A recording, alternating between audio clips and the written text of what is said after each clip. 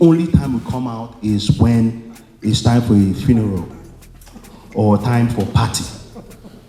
Then you get a drink, listen to the DJ, then go home. What did you accomplish? Nothing. Because after 10 hours, you'll be hungry again, right? But doesn't it feel better if you go and talk to people who you feel are like-minded? And when you're talking about a deal, you know that no matter what happens, this is going to keep growing, whether I'm here or not. I mean, we have deals where we have the next of kin, meaning even if you are not alive, there will be somebody else to help you, right? And when I started reaching out to a lot of Africans in the area, I now found out that there are a lot of people who think alike. There are people who are doing insurance for you to live and pass it on. There are farmers who, some of them are coming, and they are great lawyers who could help us choreograph any problems we have without having to pay too much because we're just trying to get legal advice. There are so many things, right? And these things cut the red tapes. There are people who could lend you money and tell you the truth about what's going on and the best way to do it without charging you a fee until, obviously you harvest. But when you start seeing those things, you start believing in yourself. And for the first time in my life, I feel very confident that I'm doing this with our own people, without asking for anybody's permission or help. This is all us, right, Bob? It's all us, right? This is the first of many, because I know for a fact everybody here is going to be inspired to do something better when they get home. Communicate with people, network with people, because everybody here is not just for IT. Everybody here is not just for nursing. Everybody here is not just for insurance. Everybody here is not just for law. Everybody here is not for design. But all those people have something that they could help you with. Because if you're not here for a house right now, maybe 5 years down the line or 10 years, you might need a house. So you have somebody that will help you get the job done, whether you're building or you're redesigning, whatever. But we have to have this consistent network because it's going to grow us, right? We have a special guest here who will tell us it's probably going to open up your eyes, You might hear things that wouldn't be too comfortable, but that's what you get. That's what you get. We can't be here joking around because we've lost so much time, so much money putting it in the wrong place. People will live here, but they want to send the Toyota Camry back home, but you don't even have any money. You don't have any real guarantees. We can't keep living like that. So how it all started was me seeing the level of deficiency we have and trying to start fixing some of these items, but bringing awareness. And that awareness has brought most of us here. So Gabo, I'll pass the mic over, and I think Mr. King is next. He has something short, so you tell them what's up. Thank you. I realize our capacity as people, as humans, does not allow you and I to function in multiple areas necessarily, the power of focus.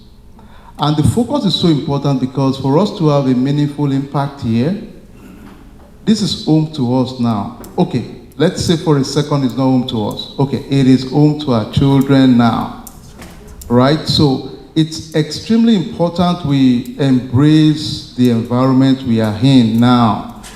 This is it for us. There is no plan B. There is no second home. And that's the way I see it. Emeka's vision is just amazing because I remember maybe like 2 years ago, he said this casually and said, hey bro, I think we should start thinking of a way to unite our community together towards a common goal. Now, remember again, this is our home. So we are not saying we are excluding ourselves from our other brothers. All we are saying is that we are better united with a vision towards a common goal. And we always say this, we are proud American first, right? With an African heritage. So we are proud Americans. This is home for us. We are not second-class citizens, we are not playing games here, really. So anything we do, the goal is to strive, as Emeka tells us all, to do better in every area of our lives. And we don't play games there, to be honest. We want to be excellent in what we do. We are going to put the work. It's not a place for mediocrity. It's a place we feel as professionals, as other participants in the global ecosystem, we have to shine, strive, and do great things, you know? And I challenge everybody, let your name open doors for other people. Very important. I mean, I can say, for example, you know, AGK's name opened doors for a lot of us, because I would give myself as an example. I got home and I told my wife, I'm going to Leadership McKinney. It's a program that the city of McKinney would run, teach you how to run a city and everything around it. And guess who told me to do it? He did. He told me that, hey, apply for Leadership Academy in Dallas. If not, try the one in McKinney. And I'm sure it was not expecting me to probably move, you know, but all those words really meant a lot. And I said, you know, and to me, I don't know, I mean, honestly, it changed my thinking immediately.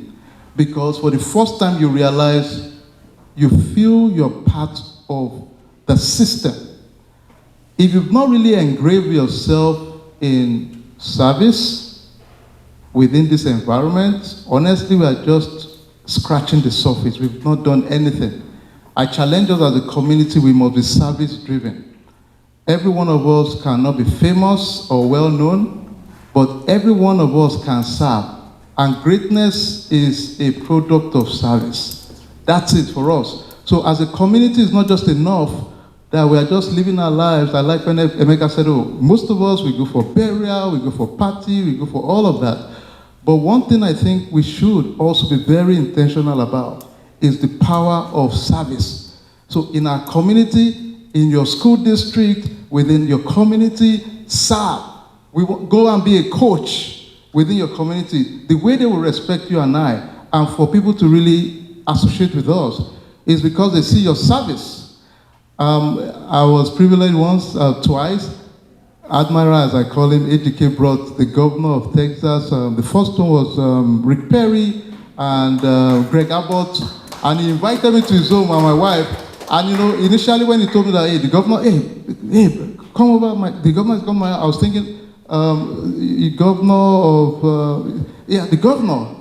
You know, I mean, really, because think about it. You call me and say, dude, come to my house. The governor is coming.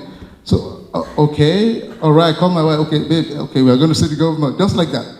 I mean, and really, that's the kind of influence and impact. But I guarantee you it's because of the service. So we, as African expats, as we strive in everything we do, our mindset should be very service-driven in our community and take pride in our work.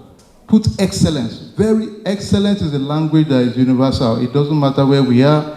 Anything you do, if you put excellence in it, the world will stand for us. So, you know, I challenge us. Welcome on board, and let's just do great things together. This is our land, and let's own it together. God bless. We have our vice president, who is me, and we have our secretary, we have our board members, and we have had a number of events and phone calls, Zoom calls, where we've dedicated our time to kind of educate people, empower people. This is the very first in-person event that we're having. It's not the first time we've had them, but we've had them virtually. So this is the first time we're having in person, and it's a good turnout. I'm happy that you all came here. So African Expats is about mainly education. We're about educating ourselves. When people move here, I've been an expat for over 20 years. I started in Dubai. I didn't know anything about being in Dubai, to be honest with you. I was raised as a Kenyan, and I knew everything to be Kenyan, but when I went to Dubai, I learned that I didn't know a lot of things. And then when I moved to Kenya, I moved to the US, I had to learn again how to be in the US. So you kind of find yourself, you always have to transition and learn. And sometimes you don't have people to show you or hold your hand. And African Expats is about that.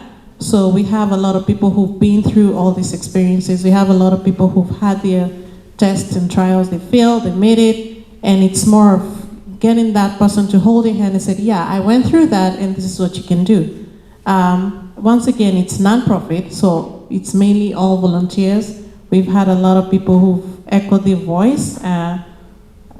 Akin being one of them from the beginning, Bob being another one of them. We've had success stories from people who joined from the first call, and they had, a lot of things they didn't know, and now they look back and they say, hey, I went and did this because of your phone call, and now I'm able to maybe make a purchase because my credit is better, or maybe I'm able to live in my own house because I went and made some changes in the way I was doing things, and then I figured out how to do things better. And what we're going to do in the next couple of years, we're going to focus on workforce programs. So the workforce programs is mainly just to give people basic skills. We've been doing that, but not in a formal way. We've been doing that in the group. So the next one, we're going to make it formal. We're going to make it a full-blown program where people have, if you need to transition to some kind of industry and we know how you can be able to transition, we'll be able to provide that course for you. It's going to be to help people. It's not going to be in-depth, so it's not like a degree that African Expats is going to give you, but it's going to help people get some skills, get in the workforce here in the United States. We have a lot of people, I'll speak for myself, Kenyans. Maybe they did some kind of industry in Kenya. When they come here, they don't know how to get in the workforce. And they end up doing jobs where they're miserable because it's not what they're used to doing. And a lot of them don't grow up working as caretakers, but they come here and they have to switch. They have to learn how to be caretakers, and they're very miserable because that's not how they were brought up. There's nothing wrong with being a caretaker, but not everybody wants to be a caretaker. So we're gonna have workforce programs where we're teaching people how to transition, maybe career transitioning, or if they really don't want to be in a career anymore, they want to be in a business, we have entrepreneurship, workforce, we have all these empowerment forums where you can be able to have young entrepreneurs who are doing startups hold their hands, kind of show them, how to register a business. We have CPAs, in the group who can teach them how to navigate the IRS, because there's a lot that comes with that. When you start a business, it's a different ballgame. You need an expert to show you. We have those programs that are gonna in place. We're setting that up, and it should be in place by the end of July. So during summer, at some point, it will be all official. Other than that, I would like to thank you all for coming, and that's it for me, Bob. Hi, thank you everybody, and thank you, Emeka, Akin, Inka. Can you hear me? I can do without a mic. But anyway, Akin and I, we haven't seen for more than, I don't want to put the number of years. The wife is going to get offended and tell me, no, that's not it. But it's been a few years. And then, the wife saw me when I walked in and she said, hey, I think you don't remember me. I said, no, I do remember you. You were Akin's wife, okay? she laughed. So guys, look, I appreciate the opportunity to come and speak with you, okay? I usually don't like to do, like I'm giving a lecture, I'm doing all of that. I like to have conversation, okay? So that way, it's like we're sitting at a village square and we're bouncing off each other's ideas and frustrations. You have to be frustrated, like Emeka say, you have to be angry, in order to wake up. A white man one time said, hey, what would it take for you Africans to get angry? Because we were enslaved, we were colonized, and we're still acting the same way. And I was like, okay. I said, I'm angry, you just don't want to be in my way. So I came to Dallas in 1987, in Dallas, okay, after college in Nigeria. I've lived in the same zip code, the same telephone number, still drive the same car. Because my father said to me, you don't have to chase fish in every water. Just stay in one place and learn how to catch a fish. So whenever you go, you can catch it. So that's what I've done. Stayed in Dallas, some zip code. For an immigrant, My friends all jumped all over America. But I said, I'm staying here. This is going to be my home. In less than 8 years, I became a citizen. I ran for mayor of Dallas. And thank you. When I filed my petition to run, because I was the first foreign-born to do it in the history of America, an immigrant from, okay, maybe not from another part of the world, from Africa and Nigeria with the reputation Nigerians have. And they were like, who is this guy? So when I filed my petition, like Emeka, hey, congratulations and putting your head in the game and running for city council of so when I filed my petition, because elections, municipal elections are controlled by the city secretary's office. My petition, I was, the Dallas Morning News had that, okay, Edward is running and all that stuff. And then one day, they kicked me out to say, oh, I'm not qualified to run. And I was like, I read what the requirements are, and I've given you more than you asked me to submit. Nigerians say, oh, he's a 419 guy. You guys know what a 419 is? Yeah, okay, he's 419, I told you that guy, blah, blah, blah. But I said, my name is on the line. My reputation is on the line. It's not about somebody else, it's up. And I carry with dignity. Guess what I did? I sued the city of Dallas. I said, I'd rather have a judge say I'm not qualified than some administrative somebody who has their own game plan. I sued and I won. Yes. And I was put back in the ballot. So now, and that's why I told them, I said, I'm the reason they say don't mess with Texas. I'm the reason. You have to be bold and confident. Be bold, go for gold, or you are left in the cold without the soul. We are a nation of immigrants, but now we have rules. So your accent is your asset. Your accent is your asset. You speak and you say, oh, when I worked at FDIC, Federal Deposit Insurance Corporation, I was the first person ever to be addressed as a regional appraisal manager. I was the first one in the history of FDIC in this region, way back in the 80s. I wrote the policy on how to liquidate failed bank assets before it became law when Congress passed it. So when I'm a regional manager. No black person was a regional manager in this office, in this regional office. But when I go to speak, everybody, I could see their facial expressions, like, can he even spell his name and all stuff. And I don't know how to say it better than what I'm saying. You know what I said one day? So we staff meeting, I said, if you don't understand my English, obviously you're not intelligent.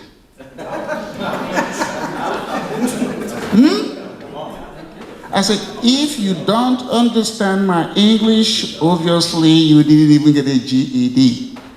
Guess what? The next time I'm having a meeting, everybody's listening and paying attention. Because nobody wants to say, hey, look at this African insulting us. But that's me. I hardly complain. I'll just take it on. I am not confrontational, but I confront things that confront me. Just like, if you're an immigrant, your people came 400 years ago and they are just landed 4 seconds ago. We are here for a reason, because we gave up. As an immigrant, if you are a student of economics, what have you done? Opportunity cost, man, you got it. You gave up something for something. So you don't come from your culture. I don't know what that culture is. Just like I see a lot of Nigerians, Igbos, they wear red cap and all that. I say, did you leave Nigeria to come and be a chief in America? I mean, come on.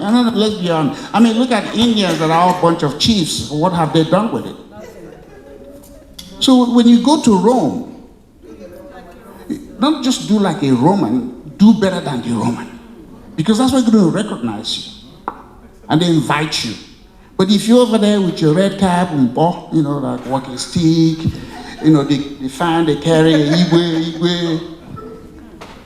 You go do that in corporate America and see how far you can go with it. So the point I'm trying to make here and share with you is claim America. If you don't claim America, America will not claim you.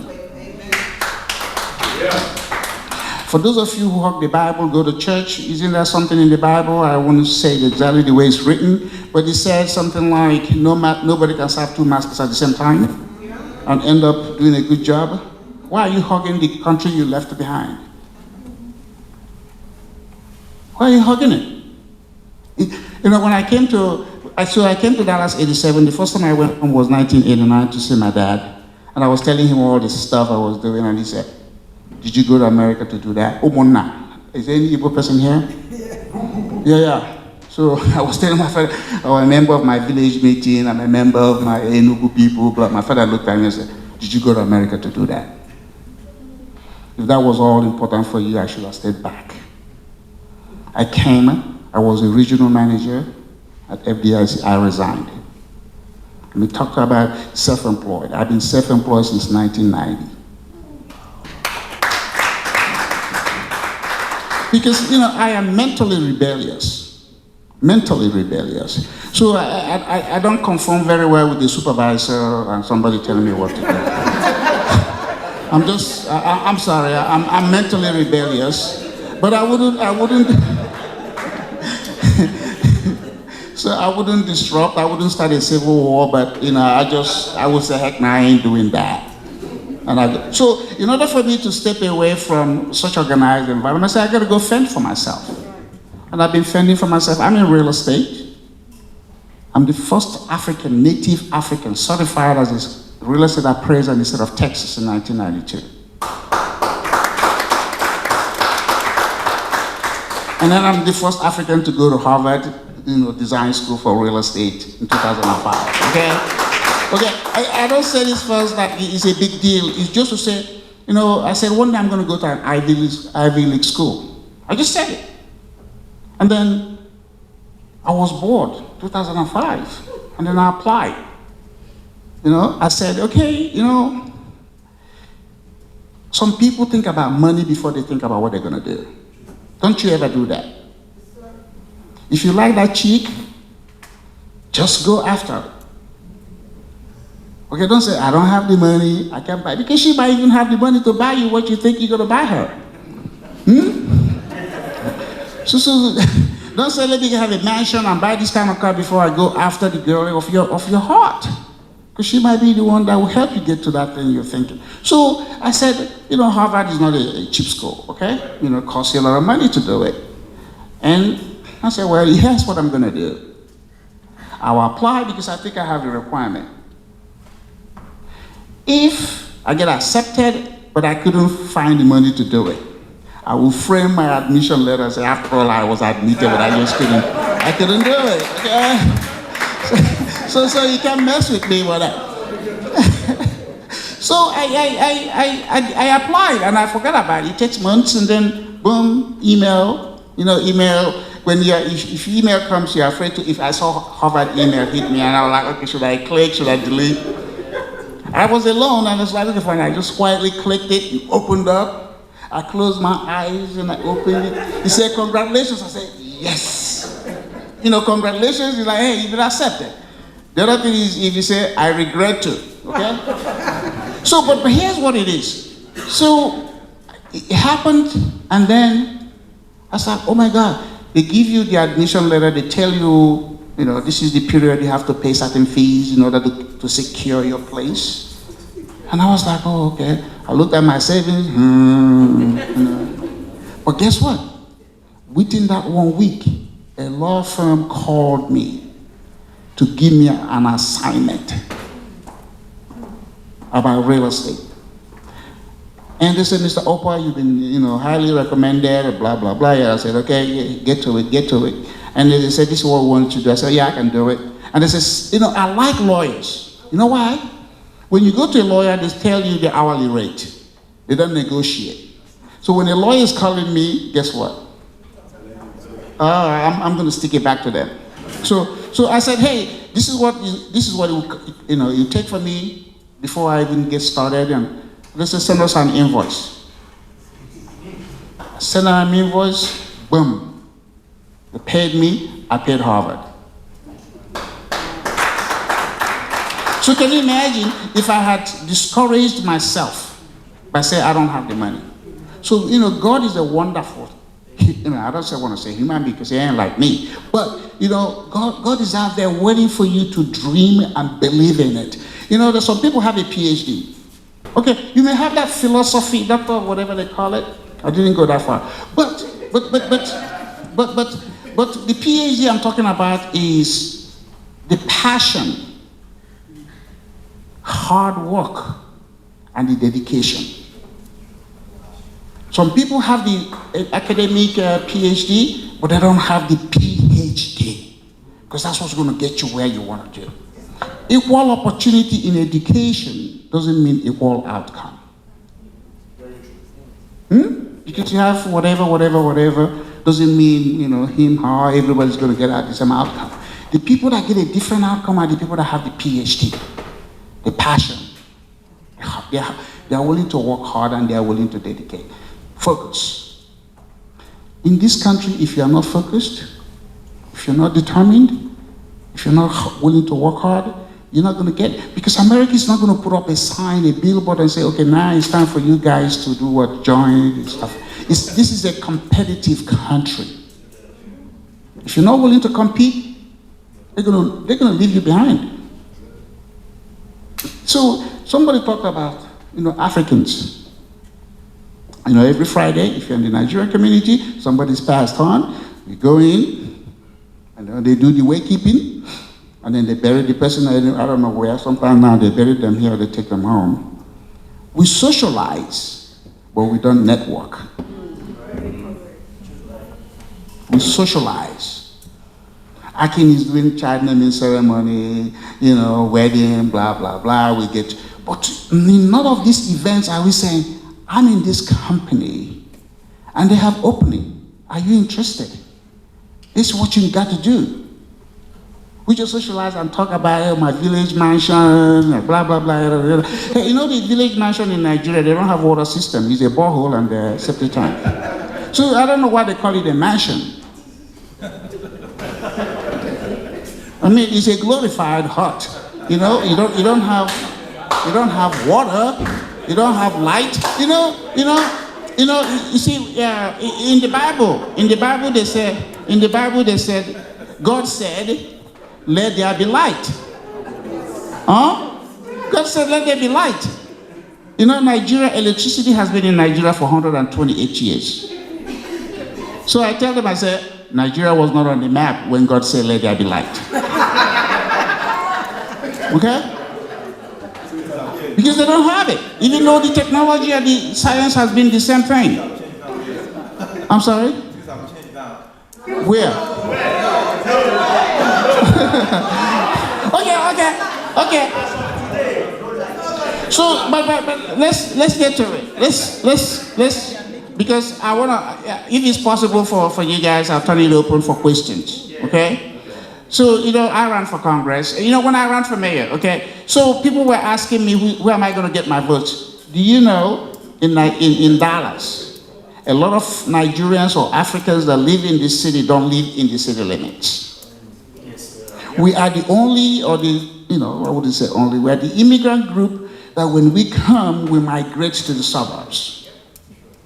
But other immigrants, you look at the Indians, the Mexicans, or the Asians, they take advantage of the urban area because there are more resources and they live in a zip code. America is driven by zip code and census tract. So some of you may talk about your zip code, but you forget there are a bunch of census tracts that make up a zip code. So in US, there are more Africans in Texas than anywhere.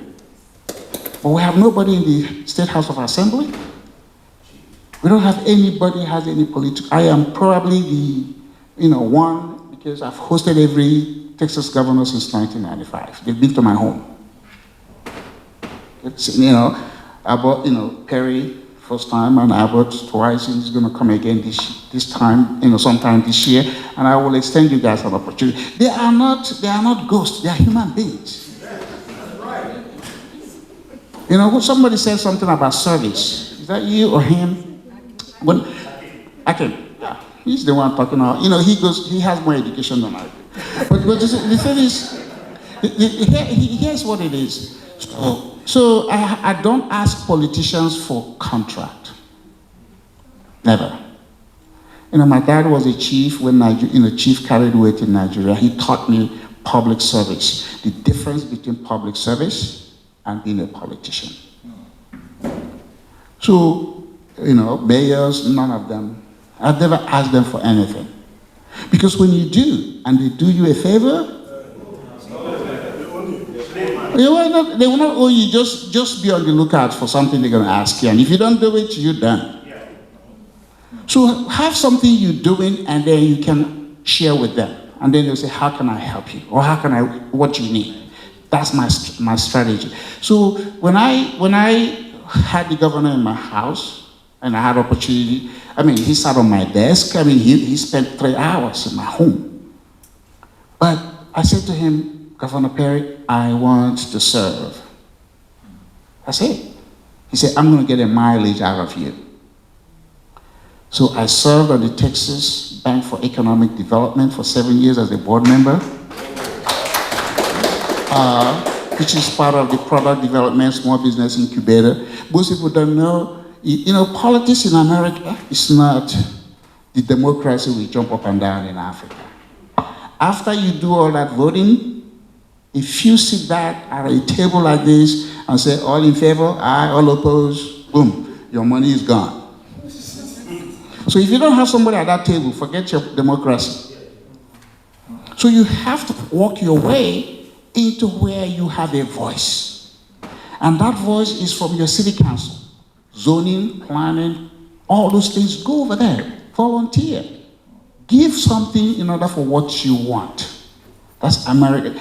I don't get paid for what I do, but I get flown to Austin every time to do a board meeting.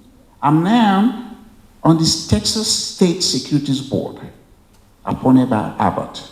There are 5 of us on the board. I'm the only people that look like me.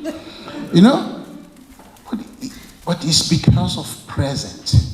We are present in America, but we have no presence. We are present because we want to get that citizenship and go home and, back and forth. If a whole lot of you, if you sit down and count how much money you have spent going back and forth, you probably cry. But you still do it because you haven't convinced yourself that you are being stupid.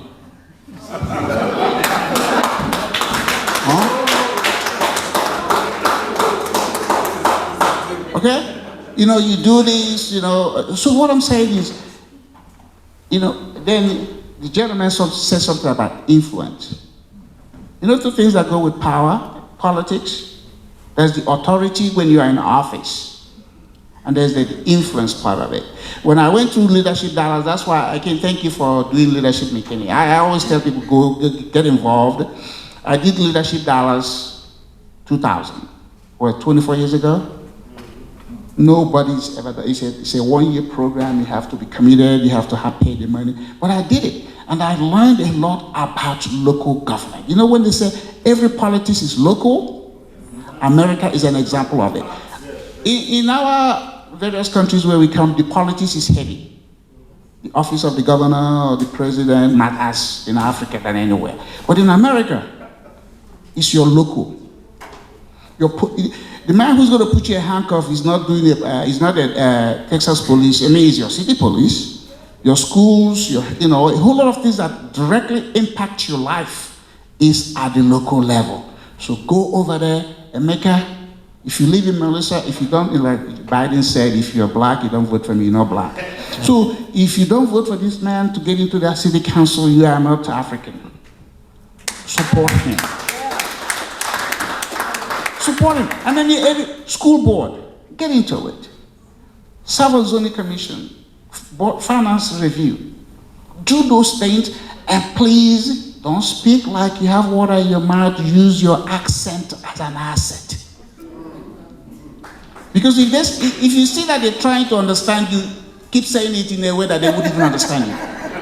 Now they will call you and say, hey, what were you telling? I say, that's what I'm talking about. Okay? So you know, I've done Dallas Police Citizens Academy. I've done the FBI. I have law enforcement understanding. I just came back from Washington, D.C., touring the FBI headquarters and the training facility in Virginia. I'm now a director of one of the FBI Citizens Academy Association. Okay? Why? I'm not a law enforcement guy, but I can call them. I can relate to them. Or let me even say, how many of you have kids that are 14 in a high school? If you want your kid to go spend a day with the FBI and get some understanding, let me know and I'll nominate and give you the form to send them. So, because it's important. You know, law enforcement in America is a very critical thing that we don't have in our country of birth. That is why a policeman can pull the governor over, let him a ticket. Hopefully the governor is not driving, somebody's driving him. But law enforcement, so you have to understand their role.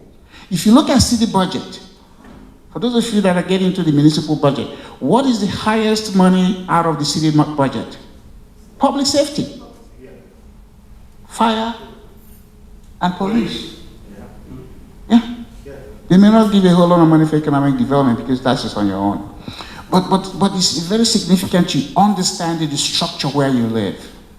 Okay? You're Melissa, you're an Anna, you're a McKinney, you know, understand that thing that affects you. Go to the mayor's office, attend the city council meeting.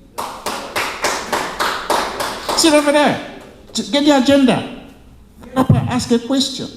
Because they wanted to hear from you.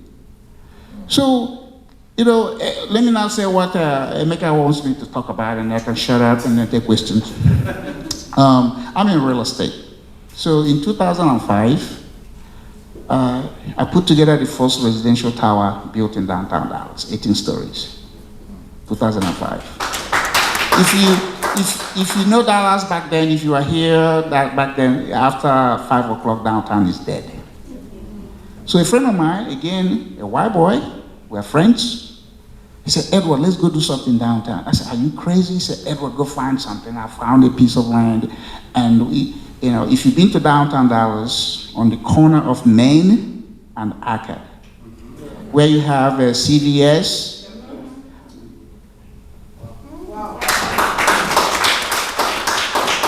Dallas only had what they call super graphics. That is, you know, the thing, it wasn't digital. So I was at Harvard, you know, they was like, okay, what's going to be my project? I wanted something that I can say that I did. So I approached the city with my buddy, Brian, and we wanted the city to use video board advertising, which you see now all over downtown Dallas. And the city said no. You know, because it's electronic, you know, digital, so the content rolls over, you know, constantly. And they said, now you're going to make it blind. And I said, no, we're not going to make it. We're in a digital age. This is 2009. We're not talking about 1809. They pushed back. See, when America pushed back, that means you have something they are, you know, they want. But they want to see if you can react. In physics, action and reaction. So react. Let's see whether somebody, just like your wife, sometimes test her. Okay? And see how she react. And then you can say, and then you can say, you know, my wife is Yoruba, you know, and I always tell her, hey, you know, talking Yoruba, so because I don't understand it, and I'm fine. So we did that, we pushed back, and the city approved the ordinance. Even asked us to hire a lawyer, you know, and we drafted the ordinance, and then, you know, the department turned it and put in the language for it to become an ordinance. And 2009, they allowed 6 of those boards and put a moratorium. That is, nobody can do it to Suzuka, a test until 2015. That's me. The article is in the front page of Dallas Business Journal, and the title was Times Square coming to Dallas. Edward Okpa and Brian Bergerson. Dream. See, what can you add to your city? In Dallas at the time, you couldn't buy liquor. We had what they call wet and dry area. And I was like, Jesus, he turned water into wine. Why can't I just buy stuff? And then it was a big lot because we are losing sales tax. And I went to the city. Come on. Why do I have to go to Richardson and Addison or Garland and give my taxpayers money? I mean, my sales. Because, some people way back had that idea. Every law in the book was put in by somebody. Everybody. It's not Jesus, it's not God. All those things they say in the Bible. No, Moses went to the mountain. Who went there with him? So somebody put it in the books. If that law is unduly affecting you, fight it. Change it. But if not, you stay there. So a human being has to be fungible. And fungibility means what? You have to grow. Constantly, like amoeba, for those of you who are in biology, what do? You change constantly. You can't be static. Some people are students, but you know what they are not? Huh? Yes. Students take a test because Professor Akin said read from here to there, and come back and take a test and move it to the other point. Scholars read for knowledge in order to widen their scope. A lot of Africans are students. The only time they read, if it's a career-related something, or somebody has to go get a degree so that they can do a graduation ceremony.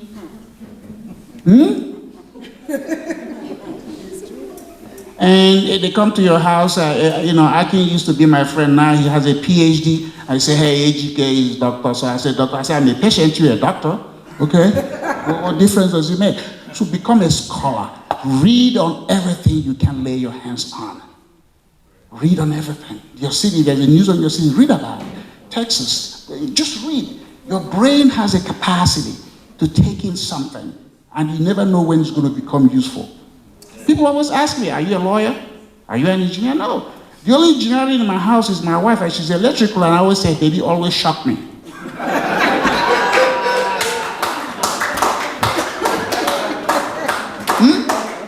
My wife, Yinka, am I doing okay? My wife is an electrical engineer. So I always say, hey, you are the NEPA. Shock me. And, so the thing is, broaden your scope. If you are in America, if you survive in this country, you could survive everywhere. And there's no alternative to America. It's not China. Okay. That's a Nigerian guy, Nigerians brag, America is falling. And I said, well, America is not falling. But, okay, what would be the charge? He said, China. I said, okay, let's just do one simple example. Okay. If you have a baby in America, you're an American baby. You think your future is bright. You can go to your village and say, oh, I had a baby in America. But I say, you don't go to your village and say, I have a baby in China. You got a Chinese kid? Huh? You don't. So America is still it. Okay? America is it. You get a blue passport, the only very few countries say no to that blue passport. So be proud and happy for what God has done. You're putting you in a country that is envy of the world. If you refuse or reject that, then God said, I made a mistake. Claim it. So let me say this, and then I'm going to, because somebody was talking about banking, somebody was talking about real estate, investment, and all of this stuff. We need that. We need to be invested. And you need to invest with people that understand your culture. Understand, because back home, it wasn't a thing. It wasn't a thing. So here, invest with people that understand where you are going. Communities in America are built by immigrants. Little Mexico, little this, little that. Where's little Kenya? Where's little Nigeria? It doesn't exist because we run away from each other. When Europeans came to America, what did they turn into?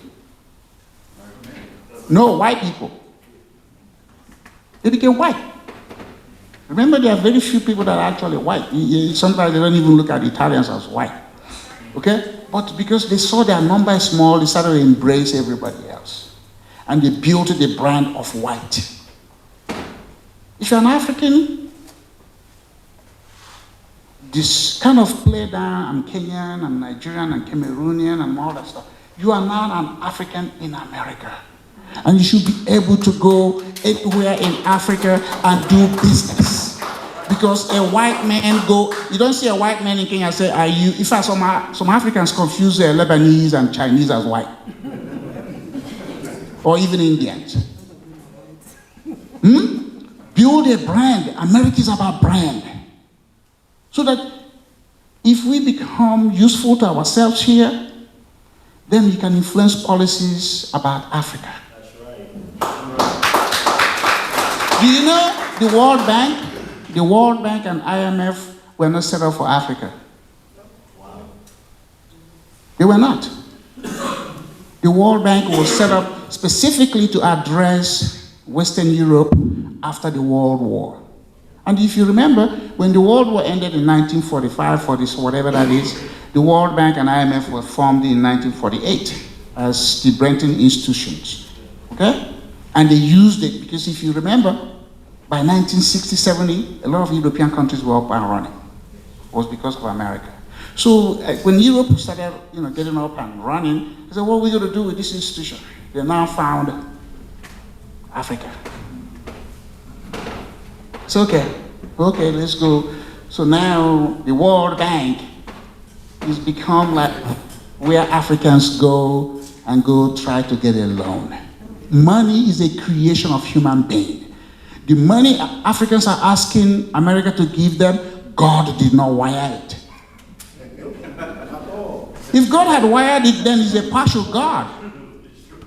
If God had wired money to America to give to everybody else, I would be mad at him because he's a partial God.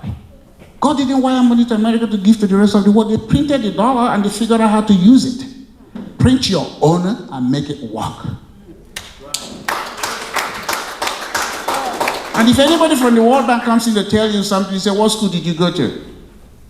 Oh, well, I went to a better school. You know how you deal with white people? Tell them, when they say they went to the University of Texas, that's what I told the Governor Perry in my house. When he came, he saw all these Harvard thing in my wall. I said, Governor, they couldn't take me from Texas A&M, so I went to Harvard. He laughed, okay?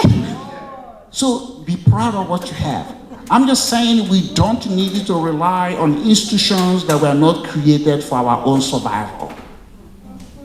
A lot of us have PhD in anything. We've been to all kinds of schools, and still we cannot figure out how to, every country is entitled to be as wealthy as it can, and that wealth has to come from your currency. That's right. That's right. When I came to US, my ticket from Lagos to London to Dallas was 700 naira,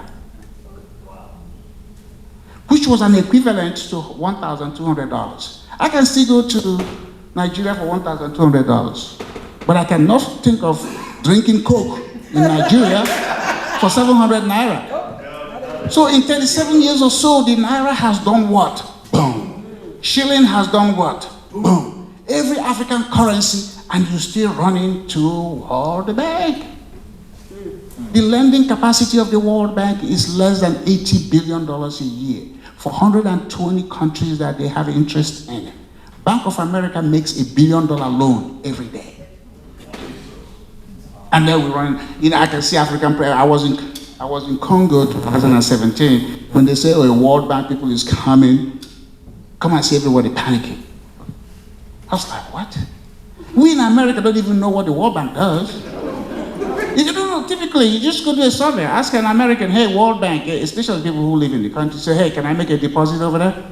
World Bank has, a deposit bank. Or can I cash a check? Okay, can I cash a check? So what I'm just saying is, we are the future of Africa to survive. But we got to change our ways. We have to build a brand that is strong. And that brand is that we begin to play down on our various nationalities. Be confident. The 1 + 1 you've learned is no different. Before I left Nigeria, my father said 1 + 1 is 2 anywhere in the world. He said the attitude, the difference rather, the confidence to express your knowledge and the attitude to let them know you know something. A lot of Africans are not confident in what they know. And the 2 most important subjects you want to learn in life is what? Geography and economics. Science is a given. What makes an airplane take off and land is the same engineering. A pilot can fly anywhere if you learn how to do it. If appendicitis, cut it here, you don't start from here. Okay? No, science, Africans get excited about being a doctor, science and all of that stuff. Fine. But the 2 most important things, where I can go to 3, that affect your life is what? Economics and geography. For those of you that are in real estate, there's what they call location. Hey, that's nothing. Excuse my French. It's about the people. Their place. And the project. If you answer those 3 questions, the people, their place, their project, you could make any return. I'm not in love with real estate, I'm in love with returns. I don't hug it because at the end of the day I'm going to be buried in it. For those of you who want to save the earth, what are you saving it from? Okay? So now, Emeka, let me round up. We, when I mean a group of Nigerians, and we inviting everybody else. The architect is Nigerian, the landowner is Nigerian.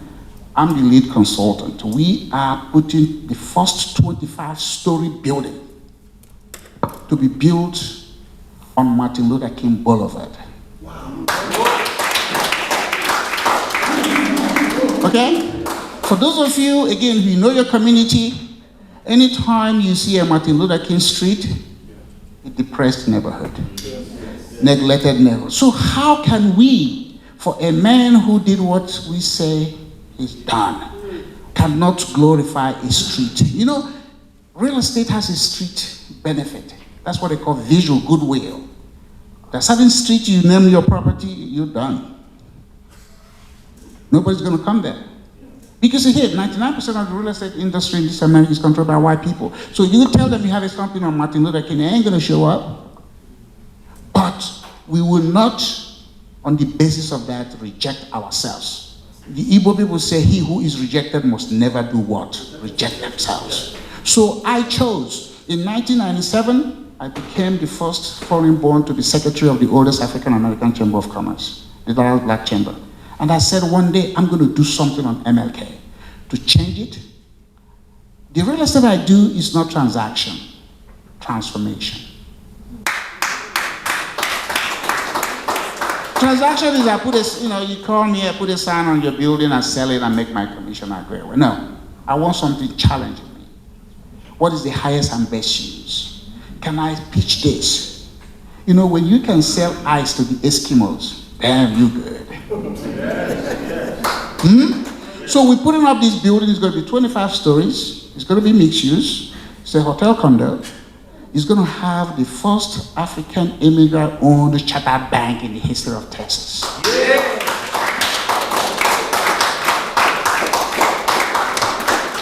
We already have a name for it. It's going to be called African Continental Bank America.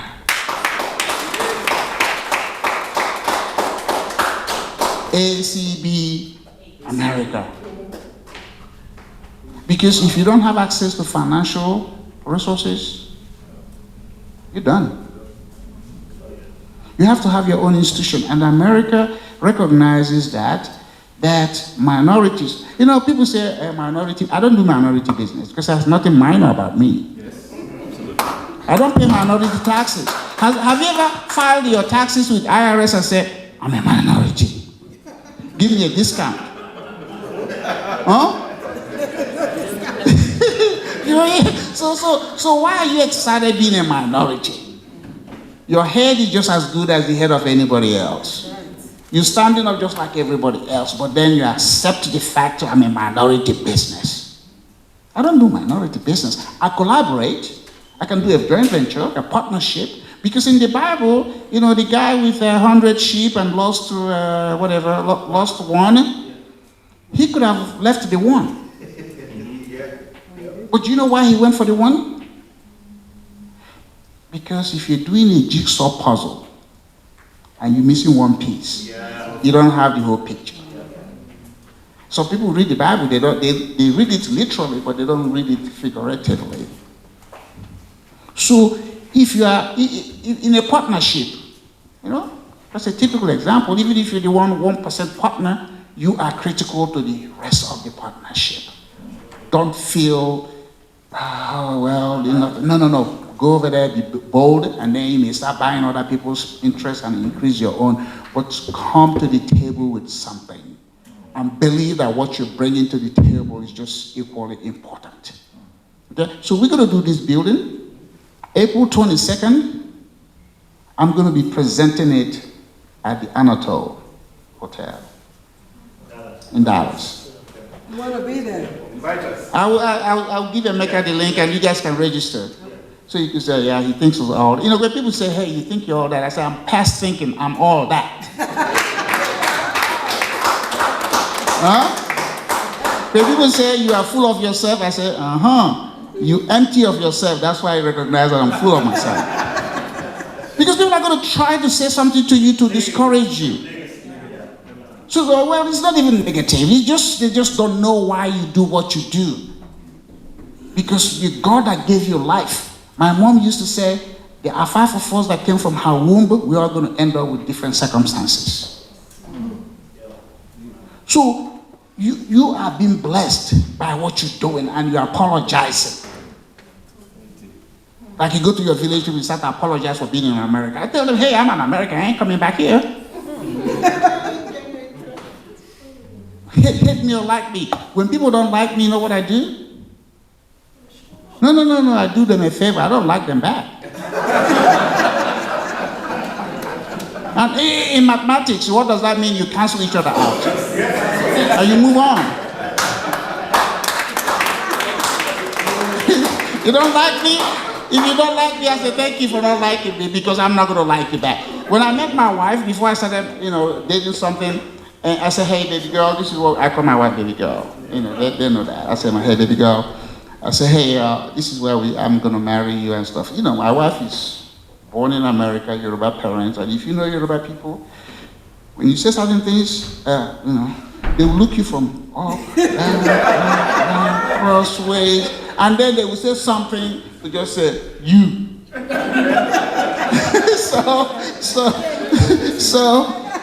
So I did that with my wife. I said, hey, baby girl, I'm going to marry you. She turned at me like, you? And she said, I don't even know if I like you. I said, take your time. You're going to like me. Believe in yourself. If you don't exude that confidence, a degree nobody gets is in confidence. Has anybody gotten a degree in confidence? But people can go in the classroom and sit for years and acquire whatever and get a paper. But if you are not confident, you have to be confident with strategy. You have to be confident with conviction that is, hey, I'm going to do this and this is why. So the project we're doing on MLK, we own the land. We hired a black guy, Yoruba guy. I met this Yoruba guy at the city of Dallas meeting. We were sitting for a client. I said, what do you do? He says, I'm an architect. I said, okay. I said, one day, I'm going to make you big in Dallas. I didn't even know we were going to do this MLK project. I said, you're going to be big. He looked at me like, huh? His name is Seun, S-E-U-N. Isn't that how the Yoruba people? Yeah. Seun is here. Seun is here. Oh. Another Seun, okay. This is a fake one. But it's real for some other stuff. So I told him. And then so when this opportunity came, I called some of I know architects across. And I called him. Everybody I called, oh man, Martin Luther King, I can't show you. And I called Seun, she said, yeah. I said, Seun would do something. I want 25-story building, da da da da da. And he sent me the schematic. And it's that schematic that we are using. You know what a schematic is? Just a rendering of what the building. Everybody who has seen that building is like, wow. Because real estate is about visual. Yes. Visual effect. So we're going to do that, and we have set up EB5. How many of you know what EB5 is? Yes. The immigration investment thing. We're going to own one. Because there are some other ones existing that said, hey, I said no.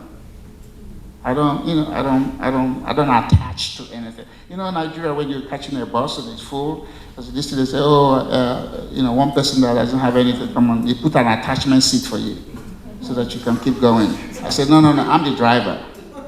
We're going to drive this EB5, and it's called Winner Circle. And Winner Tower. Our project is called Winner's Tower on MLK.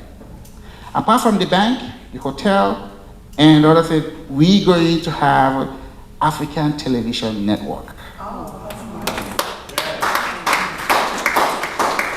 Okay? Because, the shortest month in the year is Black History Month. My history is bigger than 28 days in a year. Our narrative is not being told. When people tell your story, they tell it at their time. And they can take out what they want. We're going to start telling our story because from this African Television Network, we are going to broadcast to African countries. Our stories, we can showcase our business people, we can showcase our scientists, we can talk about our pains and our gains from our... So we're going to have news in Swahili, news in the critical African, and this is what is going to blow the world away. Global News Roundup, coming to you live from Winners Taco on Martin Luther King Boulevard. So Martin Luther King will be mentioned constantly. That's right. That's a branding. Yes. And I'm pleased and proud, whether you like it or not, to be leading that effort. We're going to finance it just like everybody else. When you go to the bank, you know what you don't want to do with a banker when you ask him for money? Have anybody tell me I'm a huh? No. You have to pay so that they give you more. No, not even numbers. You don't ask them for a favor. Because without you bringing the deal to them, they ain't gonna make money. Banks are not businesses, they are liability companies. Because when they take the deposit, those are, what they say, on demand. They hold it on demand. So they have to turn that money around, invest it properly in order for them to pay you your principal as well as your interest earned on it. So when you go there, we're gonna have a subject or discussion on how to ask for money. One time, my credit card, I was gonna go to Nigeria, I didn't have enough credit limit. So I talked to give me a limit, and the credit person was waiting to, say, okay. He said, what's your mom's median name? Yeah. All those other stuff. And she would keep going, and I finished. I said, I paused and said, Mr. Oprah, are you still there? I said, I am. He said, okay, what's the answer? I said, I'm a test tube baby. Test tube. But I don't have a mom, so why are you asking me about that? And she's like, oh my God, sorry. I said, oh, you just offended me. She said, how much credit line do you want? I told her, she said, you are approved. She said, I was like, just like that? So do not go begging anybody. For those of you that read the Bible again, the word beg is not in the Bible. It's ask. Ask. And he said, knock, and ye shall open. Ask God. Don't beg God. He's your Father. I'm sorry again, I know there's thought about Jesus and all that stuff, which is fine. But God is my Father. And I go to him. Believe and be sincere in what you ask him. And if you believe in it, because he already knows you through omnipresent, omniscient, omnipotent, and all that stuff, he knows he's waiting for you to ask. Ask and believe in it. It's going to happen. So guys, look, thank you. I can talk forever. I know some of you are like, shut up, shut up, shut up. But the thing is, Emeka, for what you're doing is good. I have a group called TAP. So we'd like to work with you. You know what TAP is? Texas Africa Partnership. And what I do with that vehicle, because I have connection. I'm not bragging about it. It didn't come to me. I worked my way to it. What we want to do is to begin to promote opportunities in Africa to Texas corporations. That's what we call TAP. I'm tapping into Emeka, I'm tapping into Ake, I'm tapping, you know what I mean? Texas Africa Partnership. Is, I don't like to use the word non-profit. We don't have it to make profit. I'm not opposed to profit, but I'm about the strategy. Because there's a lot of opportunities that happen in Africa. A lot of the raw materials for the companies globally comes from Africa. And then what do? We go borrow, we go cut deals, and at the same time you just come around there and nothing. I mean, some of you go to your village, if you don't have water system, okay? If you don't have water system and sewer system, you don't have anything. Because that is the most complex infrastructure to build. Water and sewer. And we don't have it. Most African countries don't. I'm going to be receiving some Kenyan governor in a matter of something, and I'm telling them, you have to speak to that. Because the Western world are looking for what? Texas Instrument, how many of you know? If Texas Instrument went to come to your country, the first question they will ask you? Apart from you having power, is what's your source of water? Because it takes a lot of water to process microchips. Texas Instrument buys about 1.something billion gallons of water annually from City of Dallas. It comes to their plant, which is now reprocessed before it goes into the processing, something in their facility, and it's discharged and they remove the impurities. Water.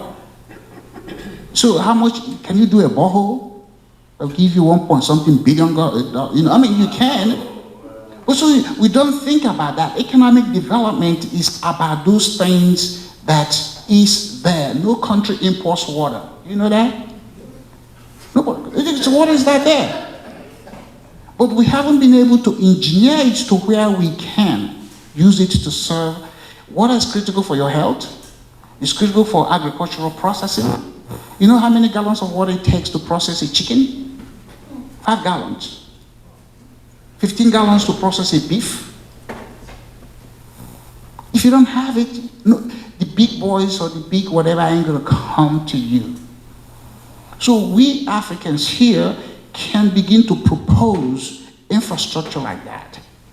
Ghana, I served on the US Exim Bank advisory committee for 3 years. Trump during Trump time, and then I was renewed for 1 year when Biden came in, and I rolled off. The US Exim Bank approved $230 million for Ghana water system, but they couldn't come up to take the money. They couldn't, because the engineering that did it was an Anglo law firm. Some of you are civil engineers. You could package the same deal. Because you have a long-term interest in the survival of that place, and present it. And go to Exim Bank and so many other sources and get money for it. So it's not like Emeka said, it's shipping, what is it called, Toyota? Ship a car. If you tell me to buy you a car in America, ship to Nigeria, you are insulting me because it doesn't challenge me. But if you say, can we build an auto plant? Yes, sir. Then you got me interested. Yes. We are transaction-driven people. No, I like your shoe now. Why don't we just do the shoe back there? Comparative advantages, everybody has a comparative advantage. You have to leverage yours. And you are blessed. Again, I'm sorry, I don't know how many of you are citizens. If you are here, even if you are illegal and you're close to God now, He might give you some sympathy and let you in. But you are here, normalize your process. Normalize your process. Emeka said it, or Akin, or you, about our kid, Nikki Haley, born of what? Indian parent. She's what, 50-something? Just the same age of a bunch of Nigerians. I always ask my wife, oh, Nikki.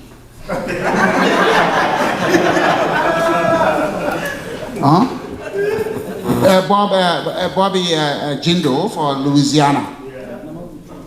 Born of Indian parents, they're okay. I cannot answer that question. You don't answer that. When was the first Nigerian recorded to have come to America? Hassan, don't answer that question. First time a Nigerian, the name of Nigeria entered American immigration history. Can anybody tell me? 91. 70? Did you say 70? Okay, who else want to take a stab? Huh? Okay. Okay, let's okay. 1918. And it was a Calabar man from Hope Waddell Institute. Hope Waddell Institute, school in Calabar by Irish people. 4 years after Nigeria was amalgamated. Then after that, Zik came and some Yoruba people. So Nigeria has had presence or been present in America since 1918. But we're our corporate giants. We are companies we own because we do this two-timing thing. I'm going home, so my people can, remember those days you come from America, people at the airport dancing for you. That's what, that's what confuses a lot of Nigerians. They want to go home and they give them a job in the government services and they start assigning doctor, engineer, and stuff. But 1918, you look at Asian immigrants that are coming, and look at it. They have banks, they have political presence, they are doing everything, but us, we are flashing degrees. Wasn't somebody here that mentioned something about trade, getting frustrated? You come from Africa, you are this, you come over here, you have to do something else. Other immigrants come here, if they are carpenters or bricklayers, get into it. And then they allow their generations to blossom. It is us that want in, I gotta go get a degree, which is fine. But after you get that degree, then what? What companies are employing you? Who is sympathetic to your own situation? Because we haven't built it for a century. Power, electricity. When was the first power plant built in Nigeria? 1896. 128 years ago. America built their first one 1882. Nigeria built it 14 years after. America had electricity 106 years after independence. Nigeria got it 64 years before independence. Remember, equal opportunity doesn't mean what? Equal outcome. So a lot of us think our life began in 1960. Heck no, it began before.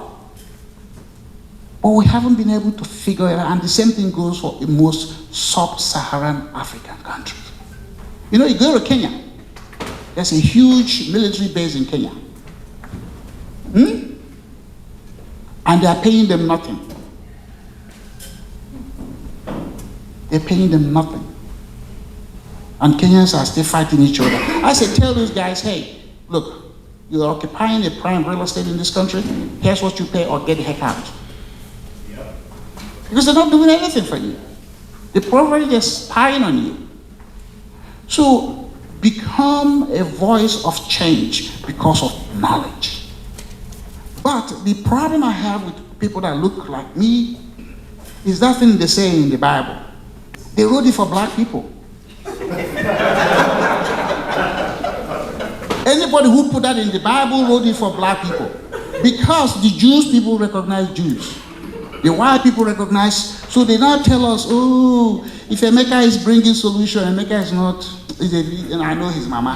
What are you talking about? Let me go to another prophet. That is what, and even in black community, I have engaged with African Americans. And I said something, oh no, you're not. When I was the regional appraisal manager for FDIC, I was the one responsible for the first set of black people that got contract. They will come to my office, okay? I'm the regional guy, and they see my name, Edward Opa. They go into my office. We are looking for Mr. Opa. I said, okay. I take up, because somebody may have switched my name plate. I take it up. I said, oh, that's me. Put it back. How can I help you?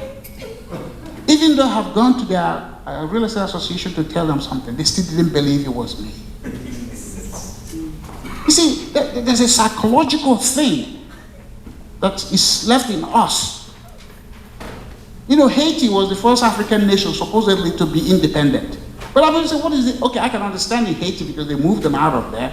But no African country should be celebrating independence. If somebody came to your house, took it over, and left and you're celebrating it. Forget it. You could call it a national day, but don't make it that day. Because it's like, I came into your house. Okay, I came, his house is in beautiful. I haven't been there, but I've seen the video. Well, I go over there. And then I occupy the house.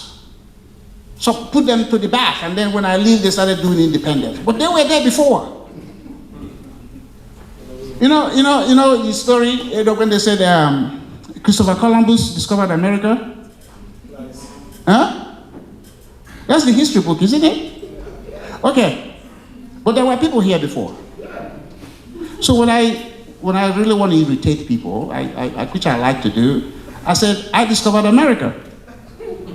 And they say, why? I said, I'm the first from my family to come. So I discovered it for my people.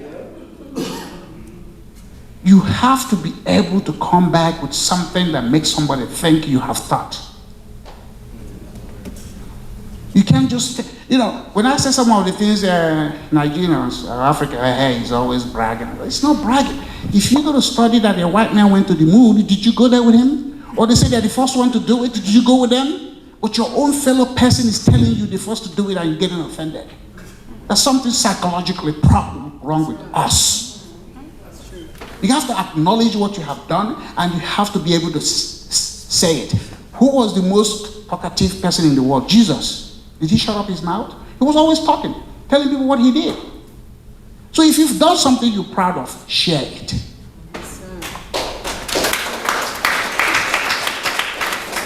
Share it. If somebody's getting offended for it, move on to the next one.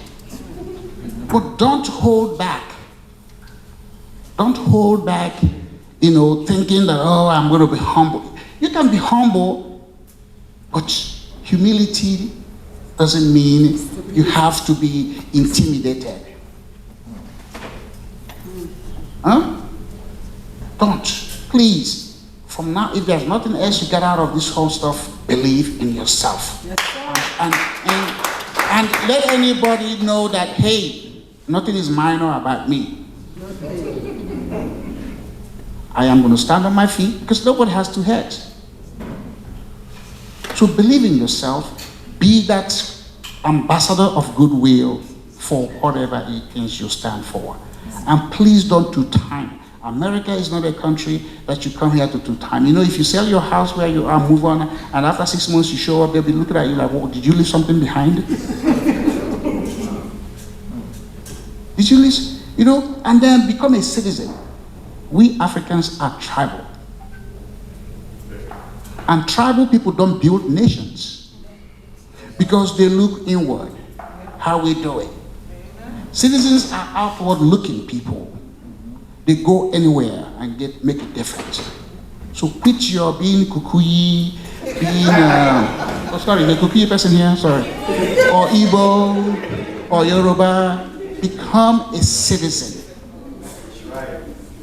Let the village people do it with the tribalism. Because, you know, they're back there dancing the way they are dancing. You know, people will tell me, "Oh, this is the way Igbos do it." I say, "But you guys used to walk around naked. Why are you driving a car?" That's how you used to do it. Go back to that. You see, it's a defeatist thought. It's a defeatist thought to say, "Oh, this is how we'll be doing it." The world is moving on. And you have moved on. And in a country that is the envy of the world, you should congratulate yourself for doing that. And if anybody's telling you otherwise, forget it. Network, stop socializing. So, I don't know, sorry, you know, if anybody has a question, if not... No question. Huh?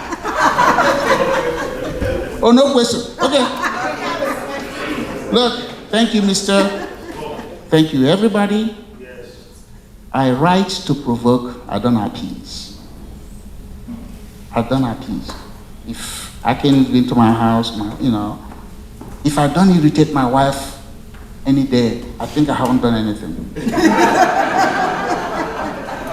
I still love her and she loves me, but I have to irritate her.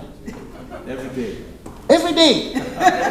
Because it makes us grow, you know, I don't celebrate anniversary. I don't celebrate anniversary. Oh, you know, let me wait for this day that I met her. I don't. Every day I wake up and say, "Baby girl, are we still in this together?" Because she might love me last night. This morning she ready to kick me out of the house. So I have to constantly remind myself and her, "Hey, baby girl, are we still in?" And she said, "Yes, we are." I said, "Oh, thank you, Jesus." So always be that person about life. It's not very complicated. The most important factor in productivity, for those of you who have studied economics, is what? Not artificial intelligence. We haven't even dealt with the natural one. We're still doing artificial. Human capital. Human capital, which can be relationship, connection, because the human mind is what programs artificial intelligence. It's human mind that you say, "Let's go do it." Land doesn't do a whole lot except acted on by farming. Machines don't move, even if it's robotic, except it's programmed. Money, if you put it in your trunk and go away, come back, it's going to be there. It's human being that has the power by nature to deplete an asset or to do what? Build an asset. And finally, don't you be ashamed of your negative part. A battery will not charge if the positive and the negative are not sparking. Acknowledge your negative part while you also embrace your positive part. Because we are not saints, we have stains. So when somebody recognizes something about you, they say, say, "Fine, that's me." You all have something that is, negative or positive, but all those things build what? You. Life is not about failure, it's about lessons. The only time you fail something is if I ask you 5 times 5, you say it's 26, you failed. Because the answer is what? 25. But because you marry somebody, you got divorced, you're not a failure. In fact, I was divorced, and I always thank God for saving me from that. I was. And when I went through my divorce, It was painful for me. But I didn't go to any council, I didn't talk to any village people because my story will now become, I said, no, I'm going to deal with this myself. I used to play soccer. When Nigeria played in the World Cup, 94, the first time, I was the team escort on behalf of FIFA for Nigeria. So I'm a soccer player, I played North Texas League. But that divorce, I said, I needed to find something I can do by myself. And what is that something? Bicycle. I'm a long distance rider.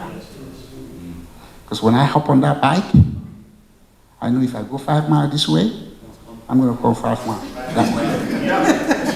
Okay? And I don't need anybody talking to me. Noise disrupts my thinking.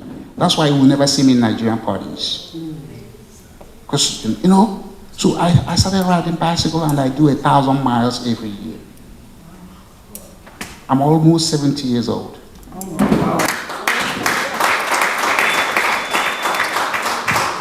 Look at him, Hassan. It's my boy right there. And he said, one day he said, okay, I'm gonna ride with you. He went and bought his own bike. I said, I'm not gonna buy him a bicycle. He went and bought, he couldn't hang. He couldn't hang. And I'm way older than him. So guys, you are the best. And you know what we say in Texas? If you get the best, forget the rest.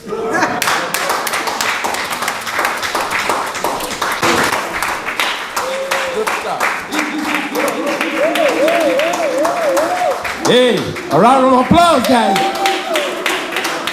Yeah. Was that great or what? That was great.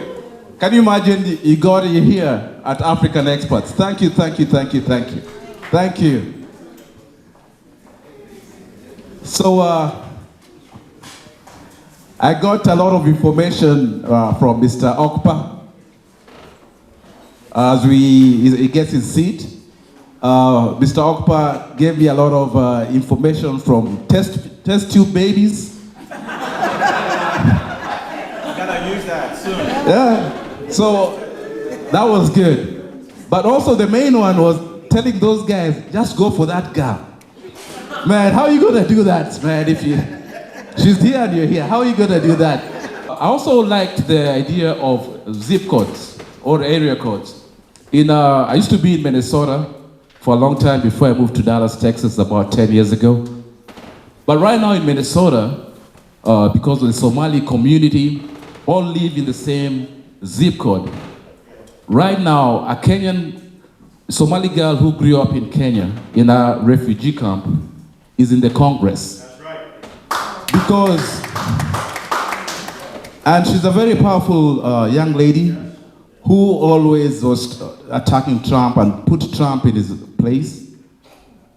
She was one of those young girls who got into Congress. She's a Somali girl who grew up in Kenya as a refugee. But because they all live in the same zip code,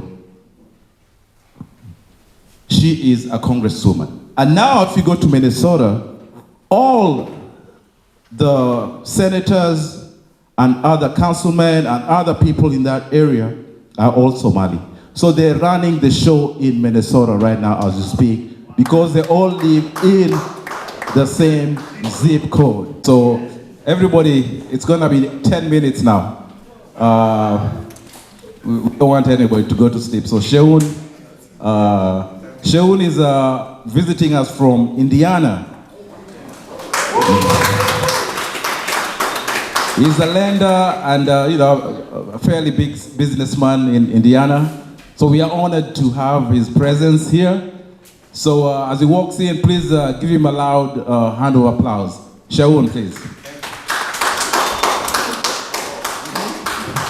10 minutes is a partial judgment. Okay, good afternoon, everyone. Yeah, I wish that session, I wish my session happened immediately after Mr. Edward, because that was a lot of powerful information. Powerful, very powerful. Has he left? Oh, okay. So, excuse me, give me some seconds because yeah, I got my notes from everything else said here today.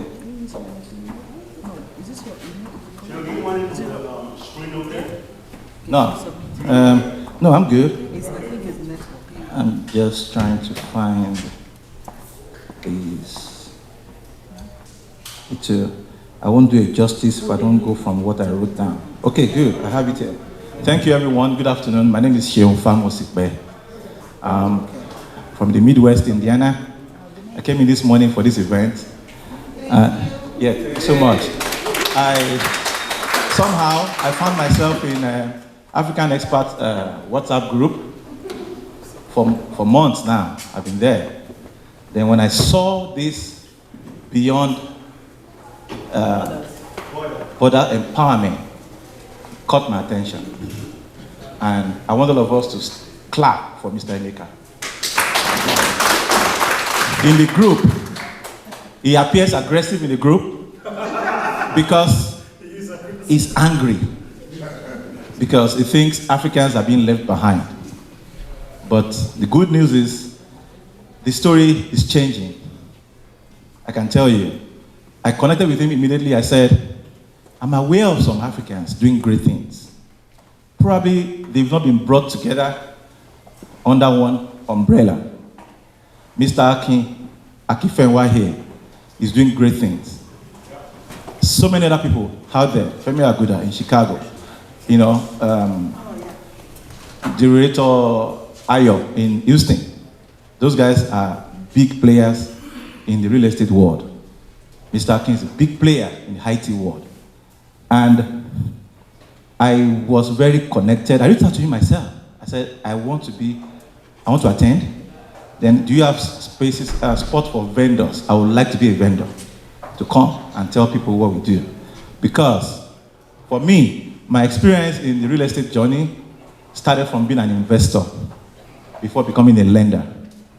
Lender part was because I've always been an investment banker from Nigeria, have 17 years experience, so I couldn't let that experience go. So, in between moving into IT, moving into real estate flipping, I realized that the passion of finding capital cannot be left alone. So in real estate, you find the deals, and you are looking for the capital. Those are those two important things in real estate. So I made a lot of mistakes in flipping houses with people who do not understand my culture. And that's why it resonated with me today when you said we need to start working with people that understand our culture. Africans generally, whether you're Kenya, Togolese, Ghanaian, Nigerians, understand their culture. We are very similar. And some of the losses we made in business, in real estate, a lot of hundreds of thousands of dollars we lost to supposedly white boys because of our naivety. But we became wise. Then I got licensed as a general contractor, started doing custom homes, and I also have access to capital. So we had no problems any longer. So we control the flow of real estate from end to end. I'm coming back to how this connects with African Expats. We are able to create a network in the Midwest US, Chicago, Ohio, Indiana. Those are one of the hottest spots in real estate because the properties are cheap there. So we have about 16 Nigerian real estate agents in the group. And we have 3 architects. I am the lender. And I'm also a custom builder. So we kind of made sure that this transaction stays within the family. That is the point of understanding culture differences, right? So I connected with excellence when Mr. Akin was speaking. So, and a lot of things that the speakers have said here today made up my notes here, and that will be my speech. So, yes, excellence from Mr. Akin's side. So Mr. Akin is if you don't know Mr. Akin why here, so, yeah, you might not know him, but Mr. Akin is a voice in the IT world in America. This man sitting right here. At least, I know on his YouTube page over close to 40,000 people are following you. That is huge followership, right? So I connected with him because of the fact that one of the things he said was, for excellence, you need continuous knowledge. And I run a finance company. We give loans. We have database of people's social security. We have everything about every human being. I was like, compliance could be an issue. Risk. People can hack our loan operating software. And people's information could just go. And we could be in serious fines. So I subscribed into his GRC program for his January 6 cohort. Then I started watching this Egbon here. He would do Monday and Tuesday AI, Monday he was doing like a free internship on GRC, governance, risk, and compliance. And another day or 4 days in a week, it was on the YouTube. I was like, how does this man do it? Who is his wife? So today I met Sister Yinka. I said, wow, you must be his wife. So please, let's clap for Sister Yinka. And today, because I realized that for a man to be either in his basement or anywhere in his house doing those YouTube things, he must have a wife that understands that this man has to release what he has to the people. It's not for money. He's a successful man. Money, yes, you have to pay for knowledge. It should not be free. Some of us paid about 25,000, 30,000 to learn some things in real estate. So it should not be free. So I was like, this man is giving a lot to the community. So I signed up for the program. I attended 3 classes. Because of my busy schedule, I could not continue. But I picked something, and I chatted him on WhatsApp. He's a man that you send a WhatsApp to on Monday, he will respond to you 2 weeks after, because there are thousands of people that he has to deal with. So he responded to my message. I said, Mr. Akin, on so date, they hacked the entire United States appraisal management company, AMC. That all of us doing loans, we could not close loans. Yeah. Who knew that time? About 2 months ago. Yeah. I had pipelines. My independent loan originators were waiting to pick up their checks. We could not close. I said, Mr. Akin, this is an example. I've not even started the January 6 class. I said, it was in December. Right. I said, this is an example of what you are teaching us on those YouTube. A lot of people are there for work, to find job, just like what I said, that people were maybe ex-bankers where they're coming from and they want to integrate. They could not cope with caregiving. They want to get themselves back into what they feel safe. Like, oh, this is me in my prior life back in Africa. Right, so when I told him, he responded, he said, make sure we discuss this in January 6th session. But I know he has thousands of students. And I couldn't reach out to him at that time, but I was very blessed to see him today. So, collaboration. Everything here that has been said is all about collaboration. So, coming back to Mr. Emeka, Africans have started collaborating. You just have to continuously look for those independent pocket groups and try and see if you can find a common spot to dump them as a global body. Why did I come here? Is to let you know that what you are doing today, I told you on the text message as I landed from the plane today, I said, history will remember you for what you are doing with this African expert. Because people are getting to know you now. You may not know yet. Personally, I shared it within my network to Nigerians doing great things in America, doing big things. I would have loved to talk to Mayor about his 25-story building and show him another guy in Indiana doing 35-story building, Nigerian guy, who is a voice, even to the governor. The governor always look for him every time. Akitomide, you can check him on LinkedIn. He hired a lot of white boys as VPs, in his company. So we are getting there. We just need to collaborate. We need to work with people that understand our culture. You need to flip, you see the Spanish people flip houses within themselves. The Jewish in New York, they are the big boy on Wall Street. They're the guys that give us capital, give us loans. They do their deals together. So, and when you do it, you find an uncommon grace to continue to excel. I'll continue from there. So 10 minutes cannot be enough for me because there's a lot. So, Mr. Akin mentioned something about being, you can't be in multiple places at the same time. That resonated with me, right?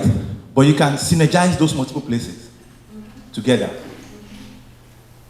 You can't be a Scrum Master and also be a GRC guy. You will fail.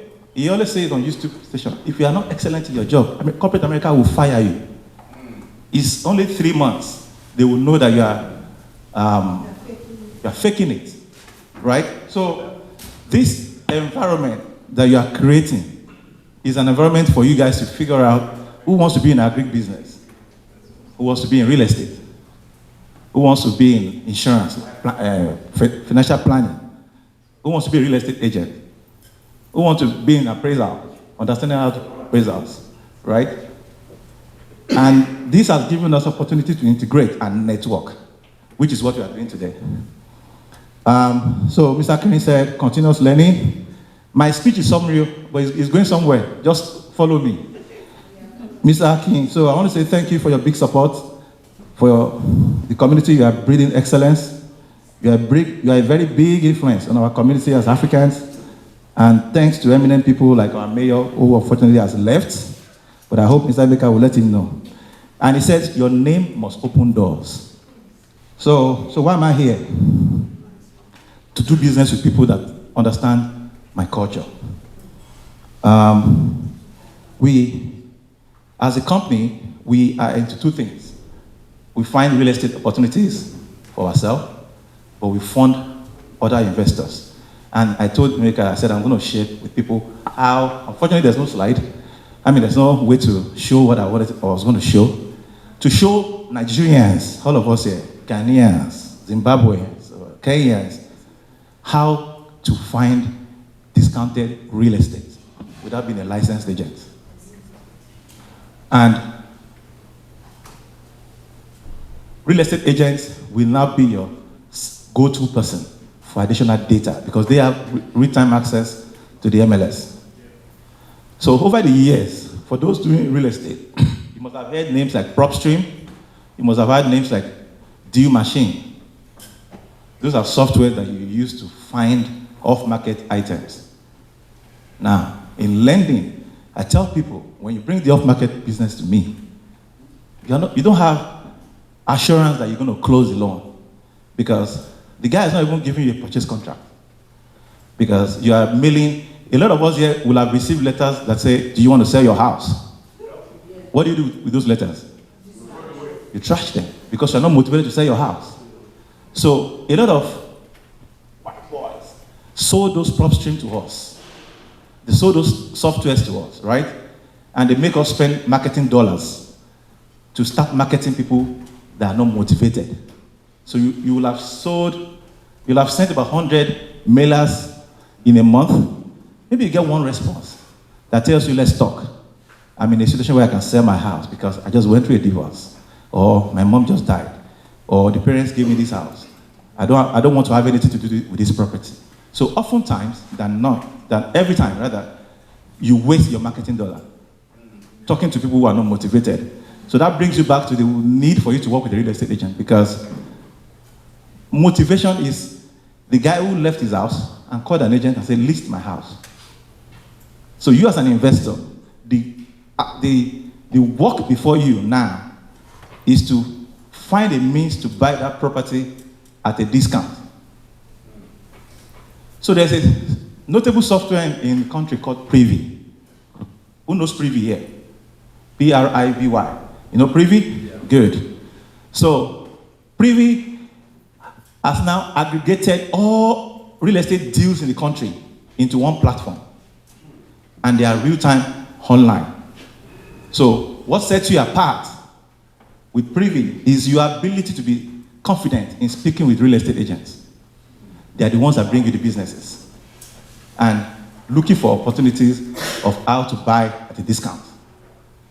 What have you spent? $0. Because you've not marketed anyone, you've not hired a virtual assistant to talk to someone, you've not sent a direct mail that somebody is trashing. You're not sending ringless voicemails. Those are all those opportunities, and these are all these tools that we use in getting off-market items those days.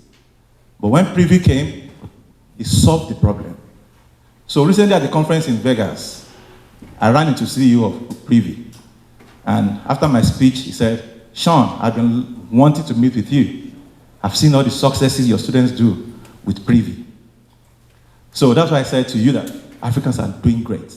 So I've got about 100 students on Privy, Nigerians, and some Sierra Leoneans, who have bought properties $50,000 less than what was listed using Privy. And what did they do? Mr. Bobby is a real estate agent. Although you are with XP. He's just picking up a call and call you and say, hey, my name is Sean. I saw your property you listed as 123 Main Street. I'm looking to see if I could buy. Tell me a little bit about the property. Most times you want, in sales, you want the other party you are calling to be the one talking. Most times. If you are the one talking, you will lose. Especially Americans. Oh, thank you. So if you are the one talking, you will lose. They will see you as an hustler. But if I call you and say, hey, Rhoda, I see you are with EXP. You listed a property at 123 Main Street in Dallas. Tell me a little bit about the property. Then Rhoda will start talking. Oh, it's a 3-bedroom house built in 1950. My client wants to sell for this price, but they are considering offers within this range and all that. So you now go back with your mastery of real estate. Try to tell Rhoda on the phone, hey Rhoda, see, I'm a serious buyer. I'm a very serious investor. I want to buy this property, but I could give you a verbal offer of 50,000, and the property is maybe 100. And I'll start telling Rhoda what I know about the property that Rhoda also knows. It's got basement issues, it's got roof problem, it's got leaky roof, it's got this, it's got that. There's no way Rhoda listens to me and will not know that this guy is knowledgeable about what he's talking about. So Rhoda will come back and say, okay, submit your offer. So this is where I win. I will just tell Rhoda, please, can you represent me as well? So I give Rhoda an opportunity to double dip. 6% commissions, right? 3% from a seller, but 3% from me. On 50,000 make more sense than 3% on 100,000 in terms of commissions. Do the maths.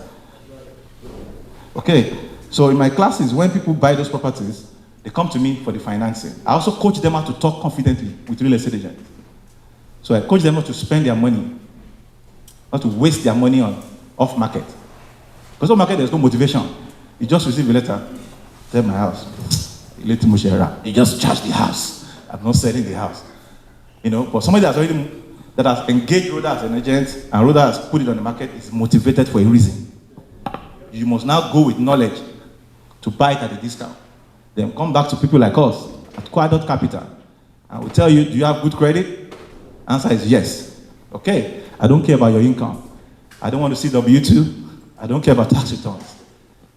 It's the asset liquidity I'm looking at, the property itself.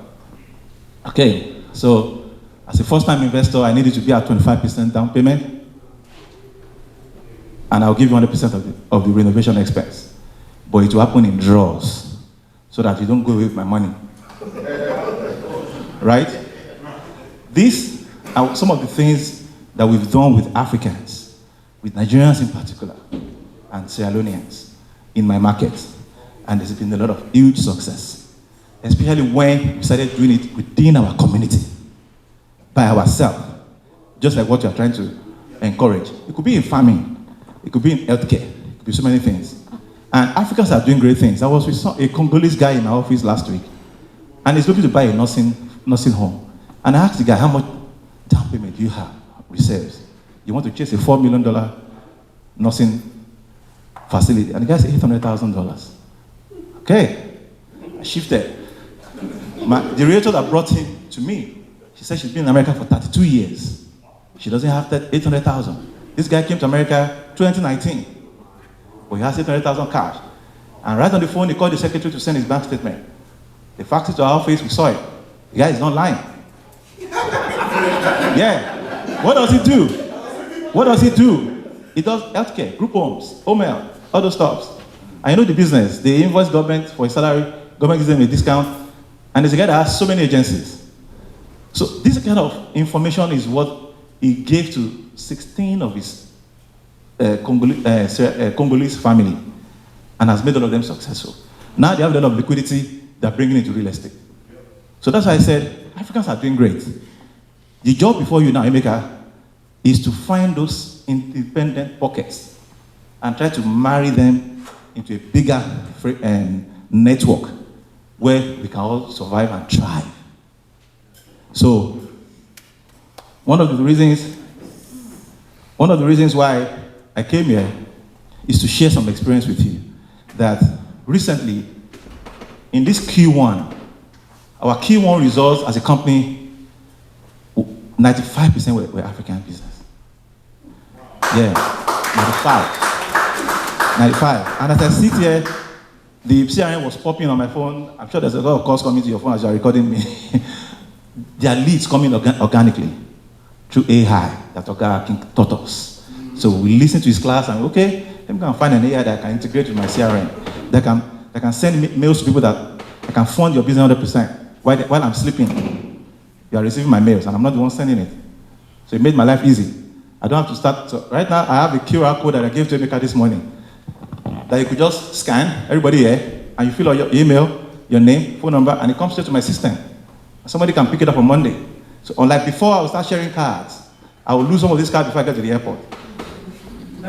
So technology has come to help us and make our lives better.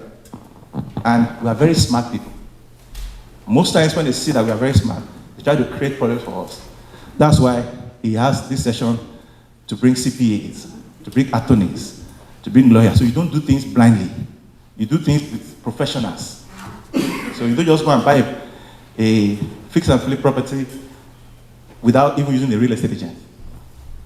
And you buy a property that has bad HVAC system, that has bad plumbing system, that even from day one, you are out $40,000 expense. And the day you do real estate is the day you make money, the day you buy it, not the day you sell. Because you must buy at a discount. So, my brother, I would like to thank you for this opportunity to talk. I'm not here to sell, right? Even though I sound like a salesman. But we've been taught that don't sell anything to anyone. I've not tried to sell anything to you since we've been talking. I will never sell to you. You will see the value and you reach out. And I will give you professional advice. You could go elsewhere and try to see whether you can get it. If you get it, good luck. If you get it and come back, I will charge you more. Yes, I did this with one of my Nigerian brothers recently and it was like, okay, I told him the gospel truth. You cannot do this deal this way. You have to do this deal with somebody that is experienced with you. And with her husband and the wife, they didn't listen. Thank you, and God bless you.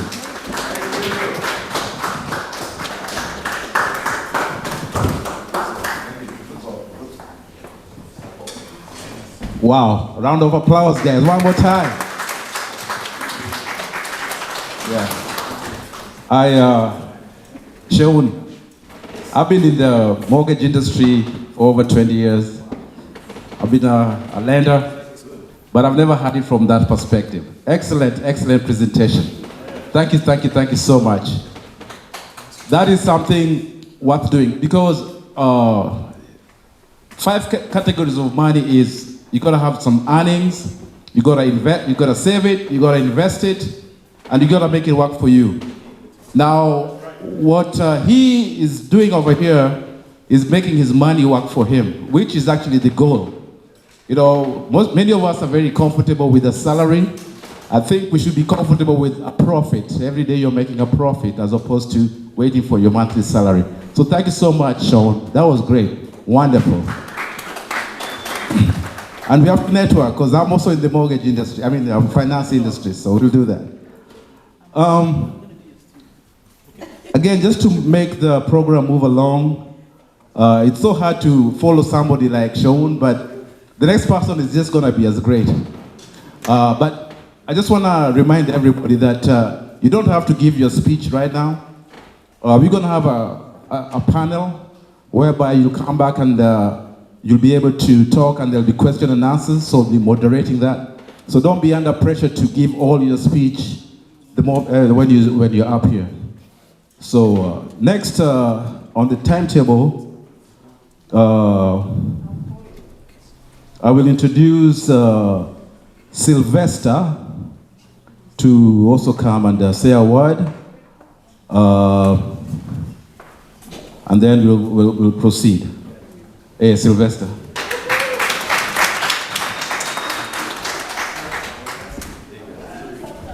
Thank you, Bob.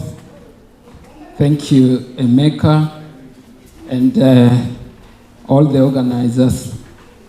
I have a way of starting everything when I engage anybody, be it an individual or a group of people.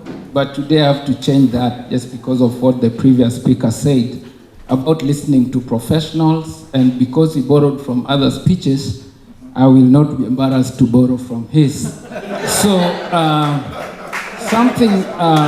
a story is told in Think and Grow Rich, and Success Through a Positive Mental Attitude, and it's about somebody called Darby who went to Colorado to dig for gold, and he rallied I think he had a very good reputation with his family, so he was able to rally his aunties, uncles, cousins, everybody gave him money, and his uncle tagged along, and they started drilling for gold. And after a few carloads, and every time those days you came down from the gold mines, people would wait with wands of dollars in hand to pay. But after a few truckloads, the gold ran out. And they sold the machinery and everything to a scrap man, and they decided to go back to Jersey. But then the scrap man had actually listened to him in his speech. And he said, before I just trash this machinery, I'm going to talk to professionals. So he got somebody with a good understanding of geology and mining. And when he looked at the veins of gold, he said that there had been a shift in those tectonic plates, and that the vein of gold was just 3 feet from where these people stopped mining. So the guy got the machinery for the price of scrap, and for generations, they mined gold from that mine. So please, don't just listen to anyone. Listen to people who know what they're talking about. And because Bob had said we moderate the time we spend here, maybe I'll spend 3 to 5 minutes. I'll talk much more later. What I really want to talk about is banking. And what I always ask anybody I'm interacting with is the question, where do you want to go? Where do you want your life to go? But ordinarily, the answer I get, 80 to 90% of the people don't tell me where they want to go. They tell me where they are going. What drives where you are going is the traditional schooling, the conditioning, the believing that you're skilled, you have certain capabilities, and you keep looking for opportunities that line with your capabilities. The truth about where you want to go is where your opportunities are. That's the difference. So that is why people keep retooling and keep changing their mindsets so that you develop skills that line up with your opportunities. Not grinding with your skills to try and to wait for opportunities. And this is the reason. You cannot control opportunities. You can control your capabilities. So once you know where the opportunities are, you can retool, you can get new skills. And why do I talk about that? Because banking and insurance, all these things that we break down and what I'm talking about, it's all just about money. It's one money system flowing from one place to another. And whether you put your money in a bank, it could be in an insurance company, you could put your money in real estate, it could be in a prime derivative dealer. So the whole idea is, do you understand the language of money? Where is your money and why? Why do you put your money in a savings account? Is it just because you want to sit there and it gives you a good feeling? Why do you put your money in a stock market? Do you have the risk? Do you have the stomach to tolerate that kind of losses? So when it comes to understanding the money, the banking, the insurance, all these things, just keep asking yourself the question, why am I putting it here? Is it money I need for a rainy day? Is it money I need for daily transactions? Is it money I would dream to have for my insurance retirement? And when it comes to talking about money, one thing I really encourage people to be absolutely comfortable talking about is debt and taxes, right? Because it could be as remote as New Guinea or as developed as New York, but guess what? It doesn't matter whether New Delhi or New Jersey. No, taxes and debt are constant. So just get used to talking about that. So even that money that will outlive you, the money you want to leave your heirs, where is it? How is it sitting with taxes? Because the second most important skill after language that helps us communicate is the money skill. We use language all our life. Not all our life. That's not even true. We begin talking after we have been around 3-4 years sometimes, some people 7 years. Money is the only thing you use before you are born and after you are dead. Because there are people spending money on minerals, wherever it is, when you are being expected, and even after you die, your loved ones are spending money to bury you. So nobody should tell you not to have a clear understanding about your money. Finally, something about money and planning is here. Most of us here run small businesses.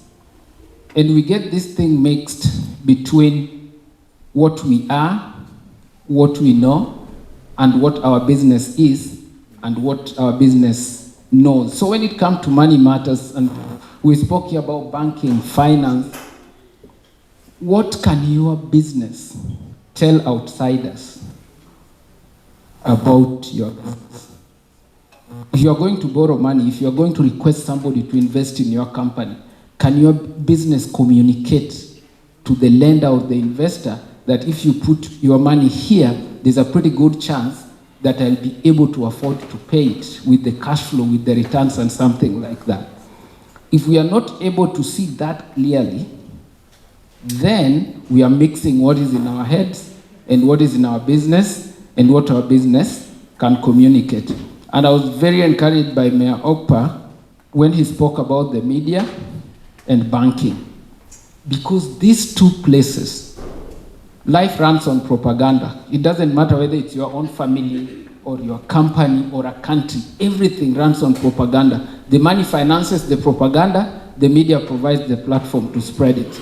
If you don't have it, you are out. So I was very encouraged by that, and I really implore you guys to really think deeply about it. If you cannot tell your own story, that is why all hunting stories, if a lion kills the hunter, it's an accident. If a hunter kills the lion, it's a success. Because lions don't write those stories, it's the hunter. So whoever tells the story paints it with a brush that suits them. And that's why Africans must do that, right?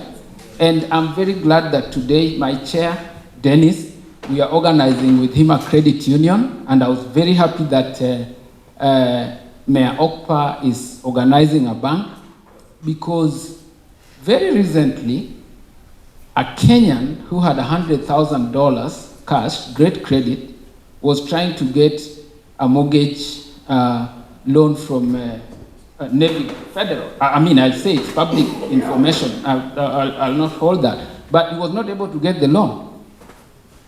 But with all parameters and scores, and by there I cut my teeth in banking. I was in banking operations. I moved to financial control. So when it comes to risk return, I know there's no way it was analysis, risk return, stuff like that. The guy was denied the loan because of his color, maybe because of his accent too. So we told ourselves, do we sit here and mourn? No, let's just do something about it.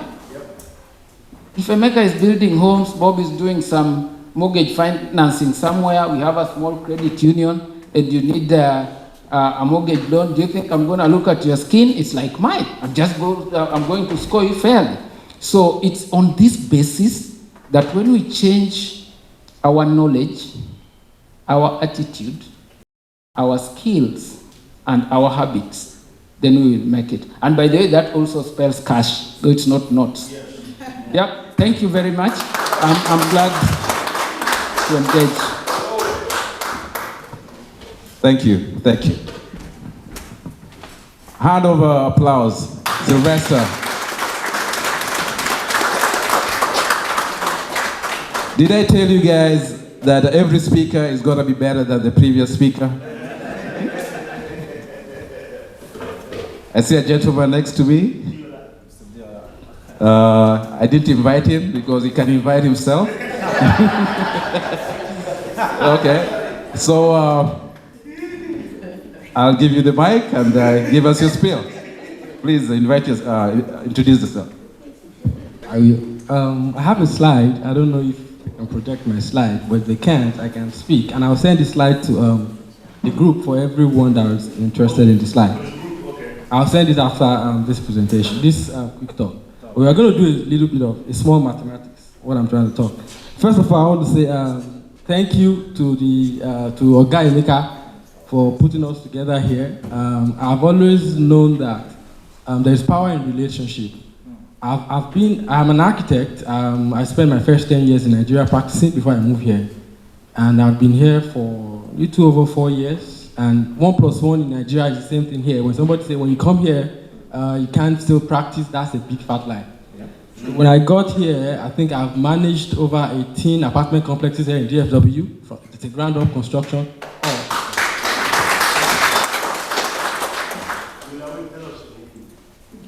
I'm sorry, my name is Adiola. Okay is my last name. I'm an architect. Okay, let me. So, a little bit about me. I build custom homes. I buy land, I subdivide lands. And when I spoke to Oga Emeka, I was like, how long have you been in America? I said, it's over 4 years. How come have you been able to do this? I said, I can't be a citizen. I would have gotten into a lot of big troubles. When Mr. Edward was here, when he said, I'm building development, I understand how everything works. It's very simple. So I'm going to put more emphasis on speaking about development. The ground development, that's the construction. It is easier than what you think it is. And I'll start from ground development. Ground development means I'll start for the horizontal, which is buying lands. If you want to buy land, everybody will say, okay, do this, buy here, buy there. First of all, if you don't know where to buy lands, look at where development is coming. Road network, what is going on here? So if you look at the road network, the next thing is Google what is happening in the county. What is the next development coming here? I was in Midland, Odessa 2 weeks ago, and I was telling someone that this place will blow up. Buy land at cheaper price, build a strip mall, and you're positioning yourself. So what did you see? I said, let's Google Midland, Odessa development. I will see this is coming. People are not silly for trying to do a big road expansion. Something is coming. And those are what the bigger developers do, position themselves, buy land. Some people, Legacy West, some people sat down and orchestrated and did some things together. And people would just say, no, now, how much are you going to buy it? You can't buy it cheap. I'm going to run a quick number, and everybody, we are going to punch our calculator. Let's assume, it's an assumption, it's a real project, but I don't want to put the address for some personal reason.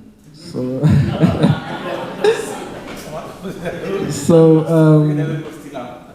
yeah, something like that. Okay, let's assume, it's an assumption now. Let's assume there's a 15 acre of land for sale. We're going to do a quick math together. And every acre is divided at 43,500 per square foot for every acre. So 15 acre would be 43,500 times 15. Can we please multiply it together? 43,500, that's per acre, times 15. 652. Correct. So the assumed purchase price of that land is 1.6 million. If you're thinking, how do I get 1.6 million? Mr. Shem is there. It's very easy than you think. You have 401k, whatever. There are many things they can put up together and make you get the 1.6 million. You don't even need to drop your 1.6 million. 10, 20%, 30%, banks, community banks, things like that. They put that together. Or team up, I have 50K, you have 50K, you have 50K, you have 160. You can put this together and run this. Okay, let me go on. So you're going to hold finance and some other things which comes to the cost. Yes. Entitlement, let's say another 10%, 160,000. The duration of this deal is going to be like 18 months, but the entitlement process is going to be 6 months. If you want to buy land, there are two ways you can divide the land. It's either you buy at the city, which is controlled by the city, or you buy at the county, which is controlled by the county. If you want to divide in the city, it's more difficult. I wouldn't say it's difficult, but just go with the right team because they're going to say, okay, this is what you're supposed to do, the subdivision process. One of the most difficult places to subdivide is the city of Dallas. I've subdivided there before, and I was at my engineer's face. He gets to the office in the morning, you see me, good morning, sir. I was like, you again? Yes. My subdivision took 4 months. They said they've never seen that before. I said, my skin is very thick. You will see me in your dream if you do not let my deal flow. So let's continue our mathematics. Now we are dividing land in the city with this budget, with what I'm trying to spill out here. So land development, maybe the land is a bare land, so I need some utility on the land, I need water, I need sewer, I need gas, electricity, drainage, grading, every other thing. That comes to an assumption of maybe 20,000 to 30,000 per lot. So the mathematics here we're going to do is that the figure we get, 600 and something thousand, let's times it by 0.7. 0.7 is the development rule, whereby 30% is going to be for the infrastructure. For, okay, I want to do pavings, do some other things on the land that I want to sell. So what do we have? 70%. We're taking out 70%, we're knocking out 30%. Correct. So now, in your HOA, let me go there. You have many houses there that is divided by developers that people live in. And this guy one time because he's too fast That's good. Let's do it. That's a good one. I need more time. Okay, I'll slow down now. So, the 70% rule, which is divided, I have 400 and what? 56. 456, thank you. So let's assume 456 times, most of our houses that we buy, subdivision is at 5,000 square feet, 7,005 square feet, some 10,000, some 15,000. Most times subdivisions come to 5,000 to 7,005. So the 456, let's divide it by 7,005. What do we have? 7,005. Yes, divided by 4. 60.1. That means we get 60 lots on that 1.6 million, on that 15 acres. Buildable. So that's what developers do, that we do HOA, develop our house. Yeah. So let's assume a price of one of the 60 acres is sell for 90K. If I'm buying the land here in McKinney, I won't sell less than 150K or 200. So if I get an off-market deal, like you said, and I buy for that price, just do the number. So 100K assumed times 60. That's 6 million. Yes. Let's 1.6. Let's select some other things, and the grading, that's what you do in less than 1 year, trying to divide a land. This opportunity is very, very possible. It's like, what is he saying? It is very, very possible. And Mr. Sheo can bear me witness what I first spoke about. Another thing I want to talk about is new development. What about new development? Right now I have about 4 projects going on, and before the end of the year I'll be sitting on over 15 construction to do. I know the holdback that I will get, know what title will do to me, trying to, because it's a name that, okay, your name is Adiola, not their names. I was talking to someone there, I said, they nearly tell me to bring my mother's naked picture. That was what they requested for. I was trying to deal with, requested for almost everything ugly. If you want to buy, I was trying to do something there. If you buy a land, you're trying to start up, you may not need so much capital because the land will be your collateral. So I have a land bought, purchased 100%. And the lender told me that I need an equity reserve of about 120,000. Okay, I said, I don't have 120, I have 80K. This is the set, it won't fly. I said, really? The land is fully paid? How much is the whole wooden house you want to build? The next thing, I put my credit, doing everything. I said, you know what? By my experience and what I've done, I will get this thing going. I speak to some people, I get the project going. So that's the difficulty of trying to start. But if you want to get it easier, you just partner with someone that is already doing something. You just hold it by your hands and they build it easily for you. So when you're trying to do a new development, there are a lot of things you can do. You buy the land probably. You can build your dream home. See, realtors sell us, maybe I want a 5-bedroom, I want a gym, I want a room to meditate. You can do that design and build it, which is very easy. The capital you'll be putting in can still be refinanced, and you get your money back one way or the other. But sometimes they say, okay, 3.5. If you have some money that is more than 3.5, you can go through that route, know how to finance everything. Construction loan, they cost something too close or something that you do to get a construction loan, you refinance again, you own the property, you have equity in your house. And also you can build something they call a new generation home. The new gen home is that I can choose to build a duplex and build a small, like a mate's quarter that I put on Airbnb, short-term rental, mid-term rental that pays my mortgage. You will not get this design trying to look on MLS.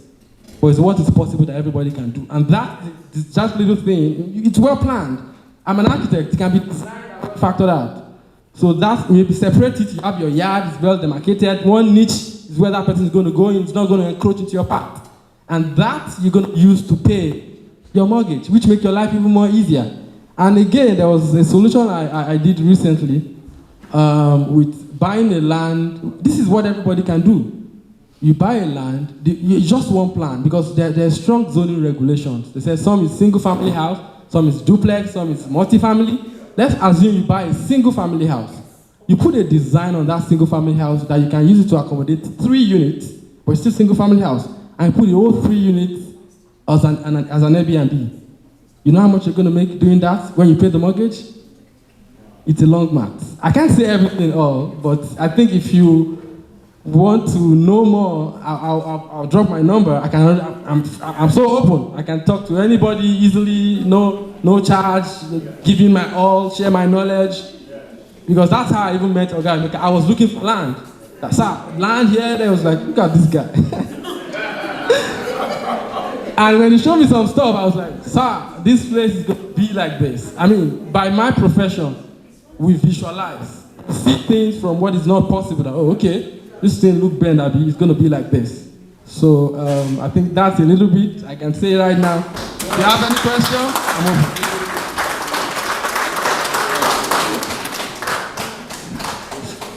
Yeah, when you say that some of the topics are more valuable than others, that was great. Excuse me. Oh, it worked. So my background is in pharmacy, was pharmacist for about 3 decades, and you all know how the story goes. We come here from other countries as immigrants.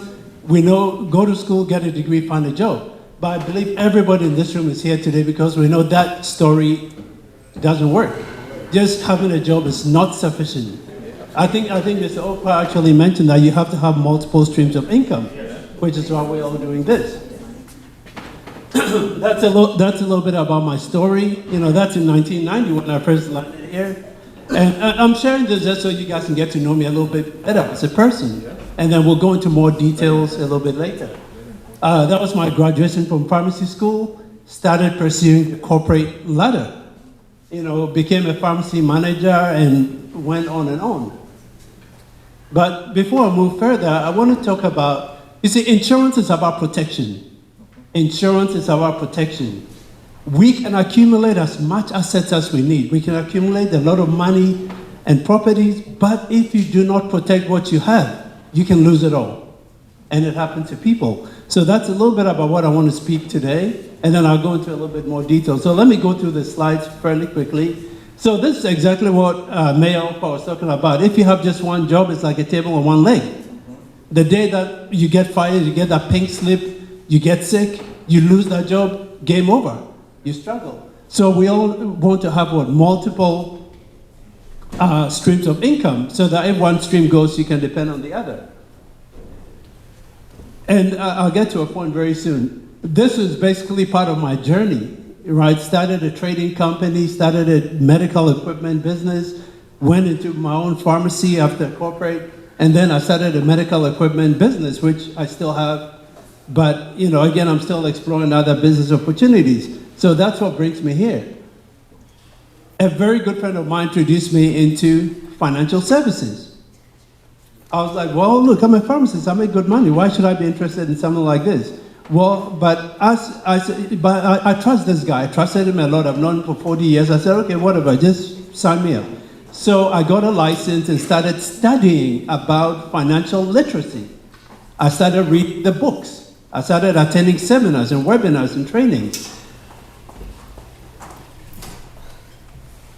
And so essentially what we do is we educate families about how to transfer money from one generation to another, generation transfer wealth, how to protect the money you're making, how to save the money you're making, We can skip this slide. Just associating with the right kind of people to gain more knowledge. And obviously there are some people who've been very successful. So let me jump into real quick what I wanted to talk to you. Now that everybody knows a little bit about where I came from. So, you know, this month of April is National Financial Literacy Month, right? So one of the first things about insurance is income tax code. In this United States of America, right, anything that has to do with money has a tax code associated with it. Any bucket that your money is in has a tax code. That tax code determines whether you pay tax or not, how much tax you're going to pay, or if it's tax-free.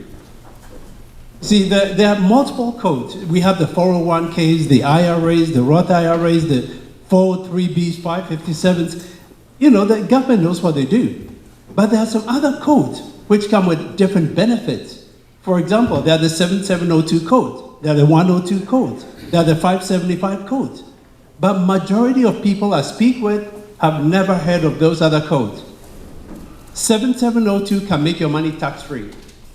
For example, they come with benefits. 101 determines how you transfer your wealth to future generations, tax-free.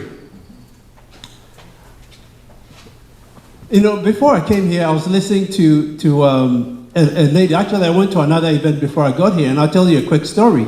So this person that I went to see, their parents are from Ghana. I'm originally from Ghana, West Africa, by the way, and I've been here since the 90s. So this person is from Ghana. She was born in America, but the parents were both Ghanaians. They lived in New York. Well, what happened? Both parents worked very hard. The kids had a very good living. Everything was great, had a nice home. And then down the road, the family split. I think there was a divorce. The parents, so one parent left, there was the other parent. Now we have a single family, single mom family with 2 kids.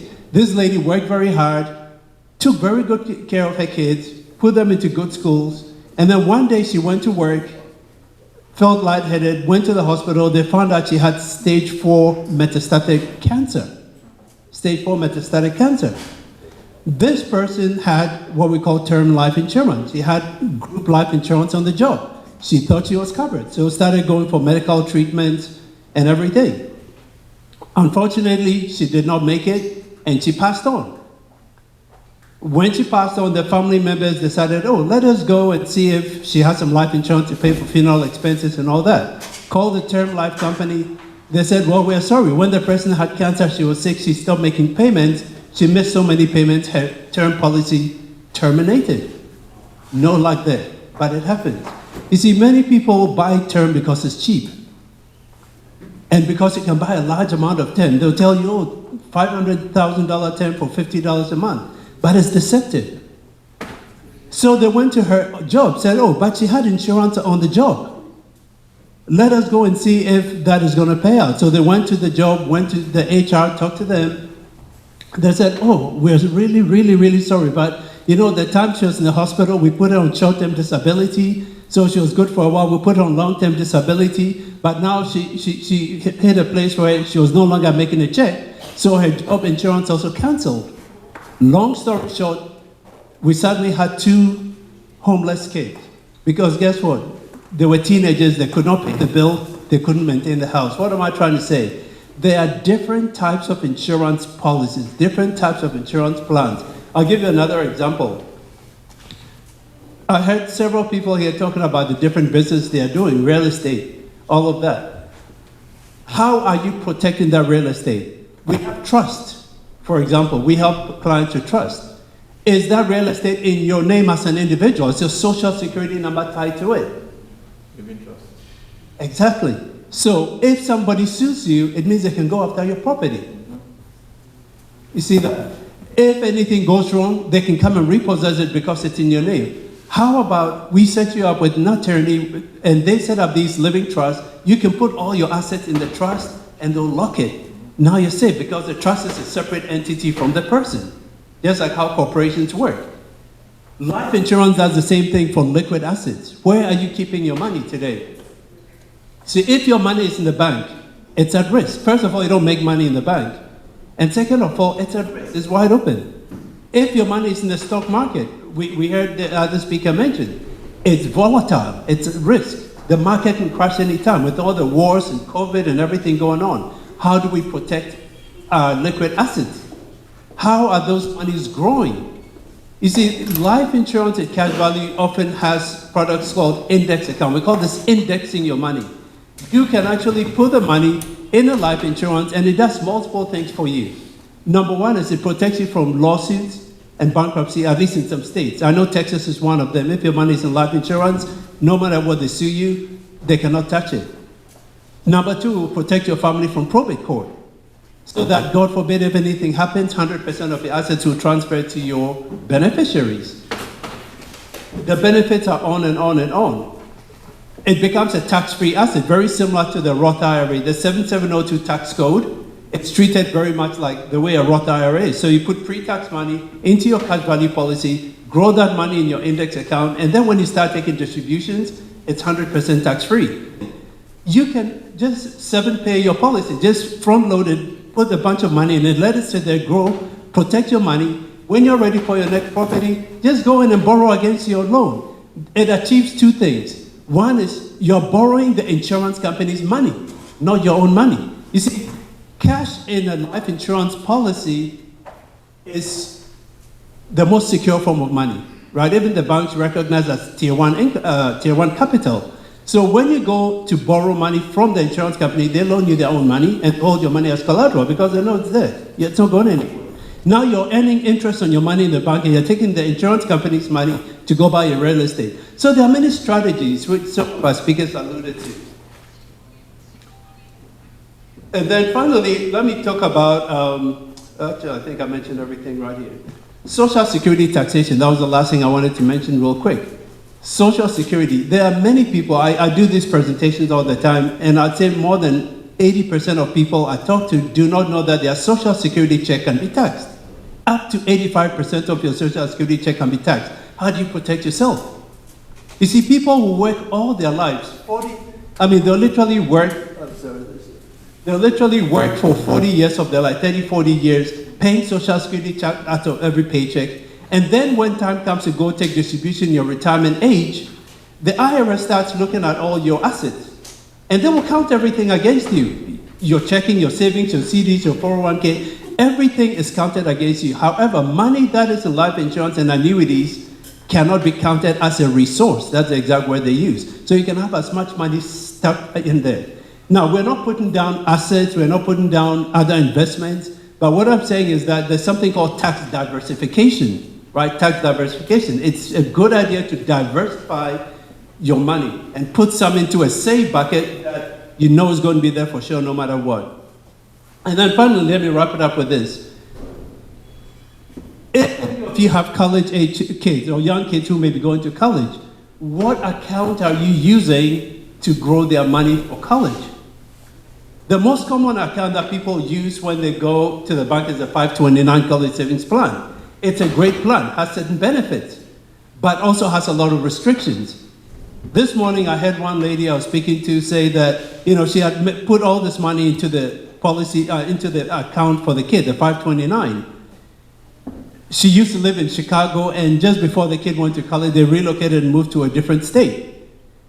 Unfortunately, the 529 plan that they picked was tied to her state. And sometimes they'll do that. They'll tie it to a particular state or some state universities. So now she has to pay a penalty to use the same money to put a kid in school. How about using Universal Life to grow money for your kid? Now, a different tax code. Now the 529 is started to the money. Is that the money is in a different bucket attached to a 7702. Now that money is liquid, it's free. You can move everywhere, do whatever you want, and your kid can go to any school or no school at all if they don't want to. Your money will be there. So what I want to say is that people often underestimate the power of life insurance and the creation of wealth using life insurance and the power of protection that it offers to us.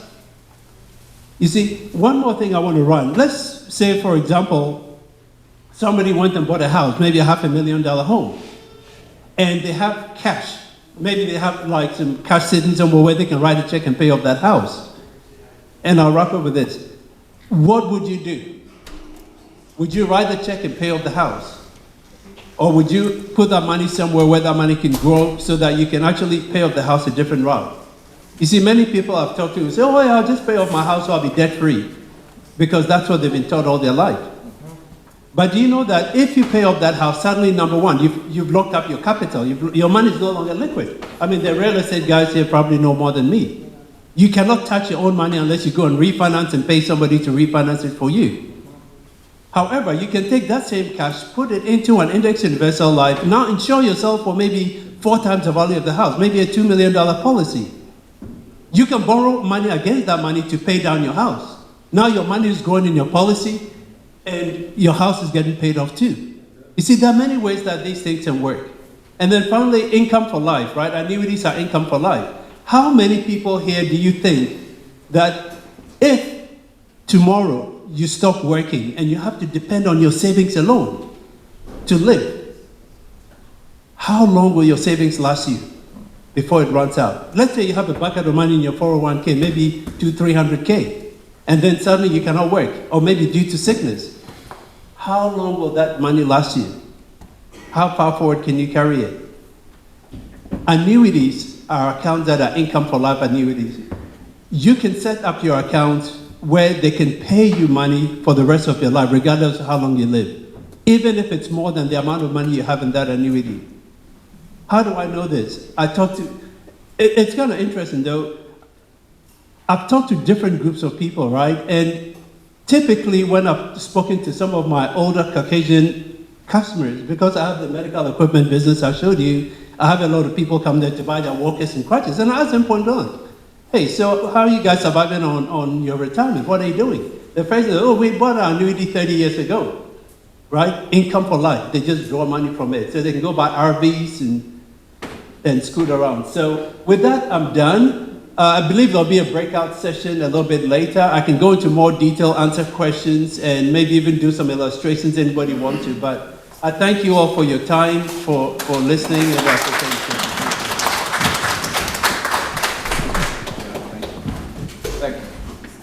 Thank you very much for that insightful presentation. I'm not an insurance person, but what I can say is insurance is a must. What my example is this: every Caucasian family has insurance. Basically, each and every one. When grandpa dies, the grandkids are automatically taken care of for life. In our community as Africans, talking about life insurance is something that is really new to us. But now that we've realized you cannot have one foot here and one foot in Africa, you have to be focused in one direction, then you do realize that you must have life insurance so that you can set up your kids and your kids' kids. And that's what every Caucasian family does. And they've been doing that for the last 200 years. That is why when an African person passes away, it's an expense to their kids. When a Caucasian passes away, the kids become wealthy. So I'm not an insurance guy, but I know that's how it works. And we need to start talking about it open and evenly. Thank you so much for that presentation.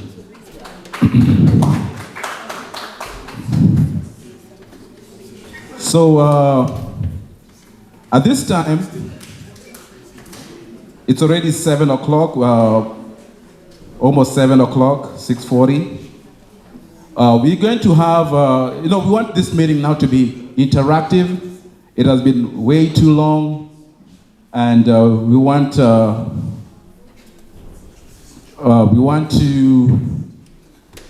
Rhoda, what time are we supposed to be out of here by?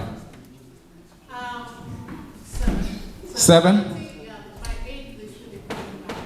Yeah, so as you can see, we don't have too much time. Therefore, we might not have that breakout session whereby you are going to have some experts sit here, then you all are going to have a time to interact with them. But judging from the time, we may not have that. But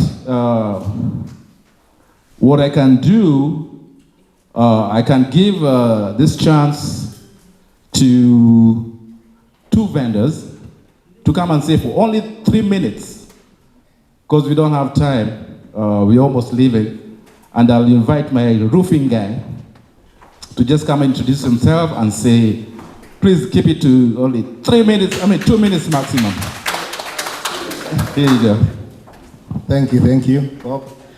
Thank you, Emeka, for organizing this stellar occasion.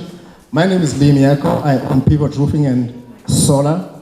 So I'm just going to talk about roofing. I know a roof is not in somebody's mind because literally it's over your head, so you don't you don't know much about it.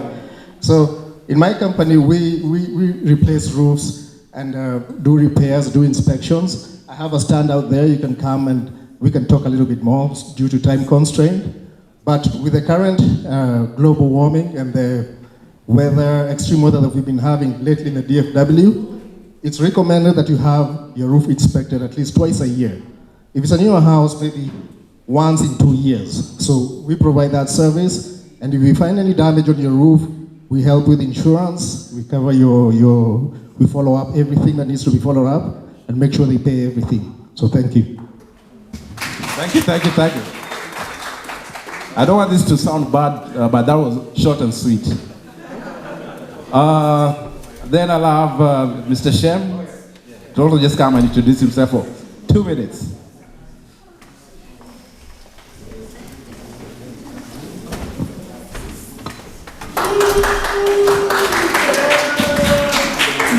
Yeah, good evening, everybody.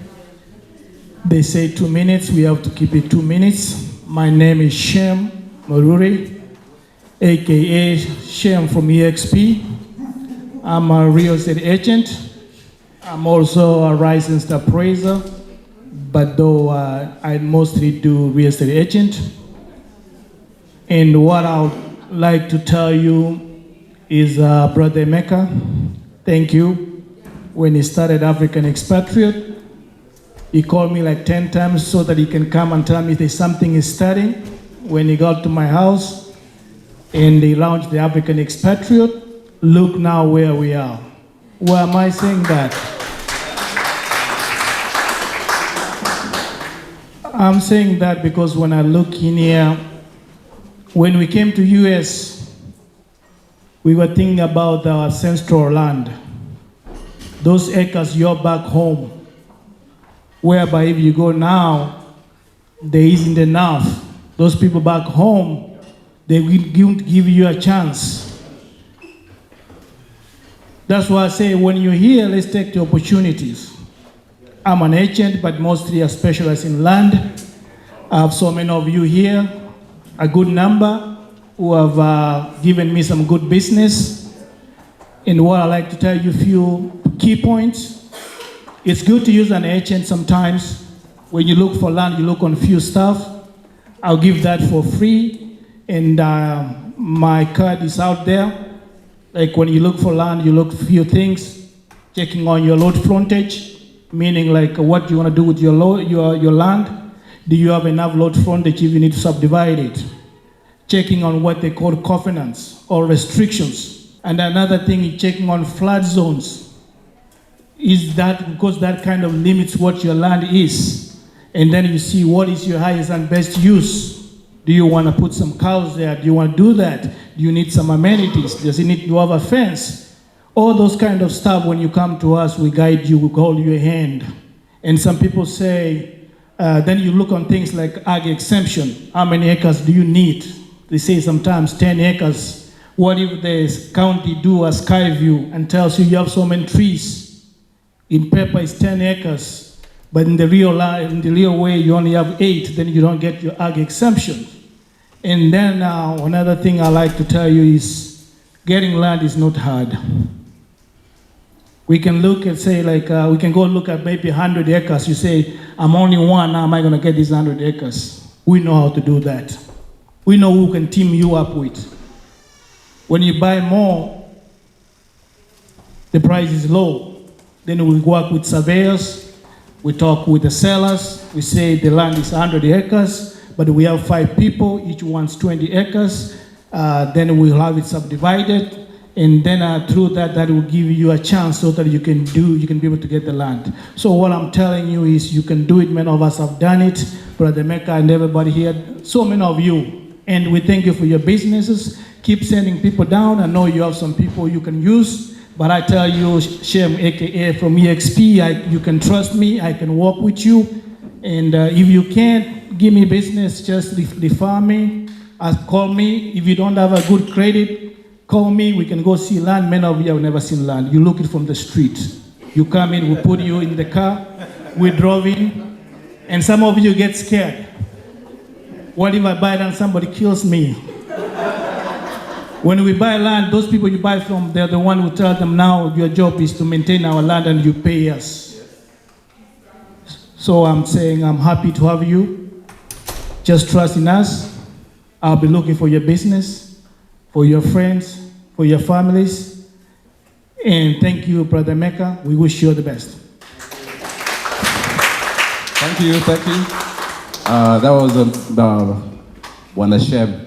So people in the real estate industry, mortgage industry, loan officers, people of that nature, you know, it's all about referrals. You know, if you know somebody who's looking to buy a house, looking for a realtor, looking for a mortgage person or a lender, please, it's all referrals. You start with people you know, and then you move on like that. So please don't hesitate to refer people to land realtors or commercial realtors and things of that nature, because that's how they do their business.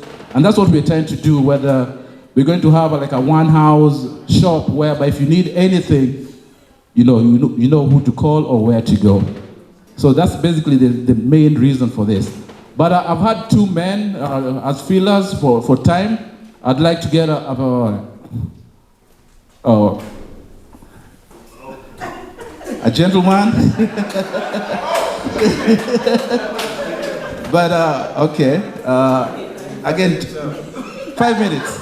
So go ahead, introduce yourself, and then we go from there. I was gonna have a female, but go ahead. 25 minutes. Good evening, ladies and gentlemen. My name is Chris Wanzer, and I'm in the truck transportation space.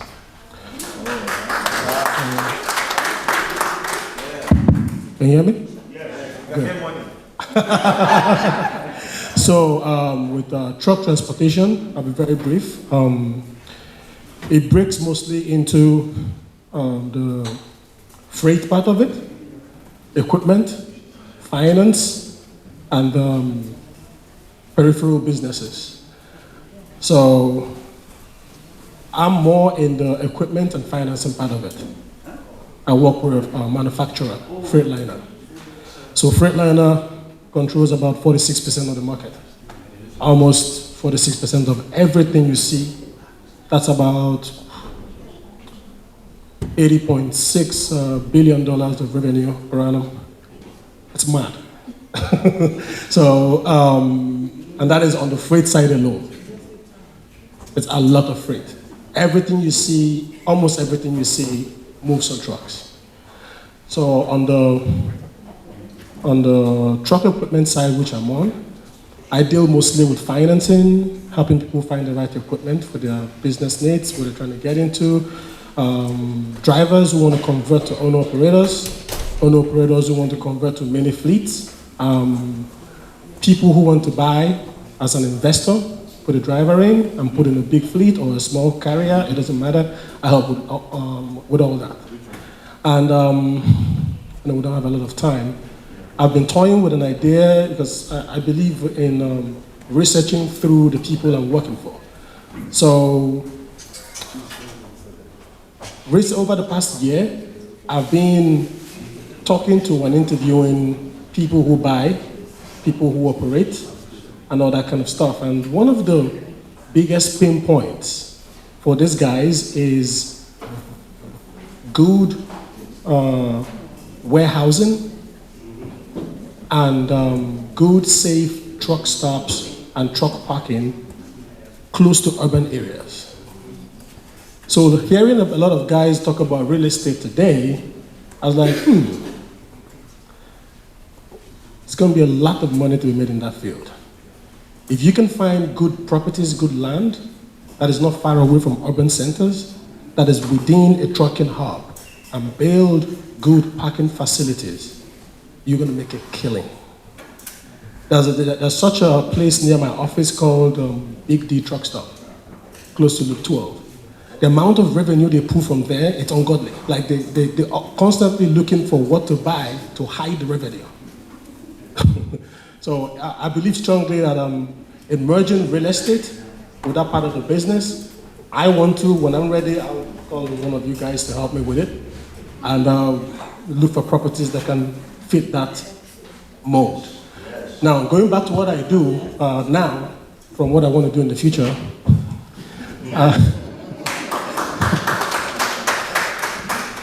yes, so for people who are interested in doing that, interested in maybe buying equipment, operating it themselves, or investing, putting it under a carrier, I would say 4 steps, to put it simple. Besides your credit being clean and all of that, your first step of your planning should be creating a very healthy account balance. You know, trucking is a very capital-intensive business. That's number 1. Number 2 is, because you're a first-time buyer, a lot of lenders like to see 2 to 3 years of industry experience or previous commercial credit history. You don't have it. But if you have liquid, cash, they're like, even if he doesn't have the experience, at least he can make payments on the equipment until everything kicks up properly. So, first of all, before you start going to people to ask how much is this, how much is that, take 6 months. Build a healthy bank balance. And don't just take $50,000 and dump it and call it a day. No, spread it out. Because it's cash flow. Business is cash flow. So, it's not I have 1 million in equipment. How much is coming in? How much is leaving? How much is left after what has left has left? So that's what they're looking at. So yeah, they want to see it. So build that cash flow. Month 1, month 2, month 3, month 4. At the 6th month, then go and see a truck consultant. Hey, what kind of trucks? Blah blah blah, more blah. Get an idea. Then go back to where you're going to operate that truck. Go and talk to a carrier, talk to a fleet. Hey, I'm going to bring my truck. What are your percentages? What are the rules? What do I need to do? How do I need to do it? Figure out the numbers.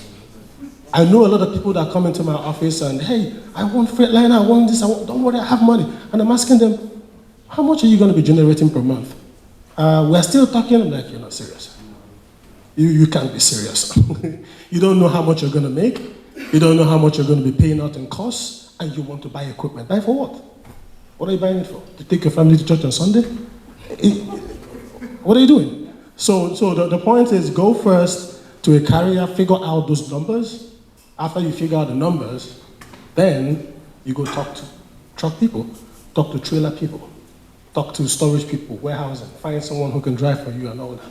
And I would say, if you're going to be in the trucking business, whether you're going to drive or not, try to get a commercial driver's license.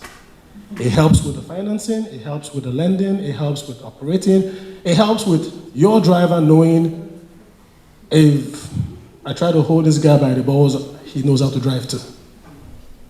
I've seen people who told me their driver woke up one morning in Mississippi and said, hey, come and take your truck, I'm done. And then they're sitting there with big money loads in a trailer. What does he do? He jump on a flight, go there, picks his truck, brings it back, hire a driver, and keep going. Yeah, so you might have the CDL and you may never ever drive, but it pays to have it. The lenders also want to see that you have a CDL. It's a different space. It's completely different from going to Mercedes or Jaguar or Toyota or Lexus. It's way different. It's not the same thing. So I had a lot prepped, but we don't have time. Thank you. Thank you very much.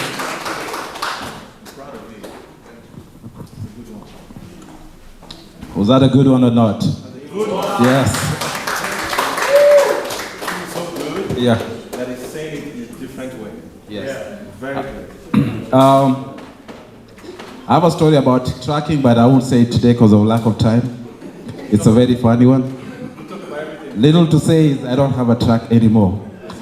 But with that said, I'll invite another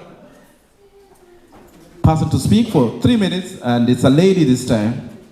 You know, he bombarded us, but it's fine.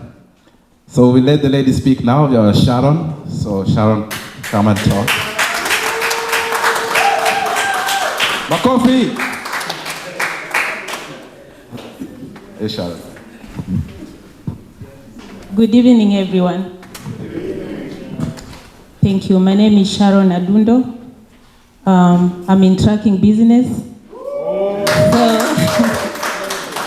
I've been in trucking for the past 15 years and on my own 12 years.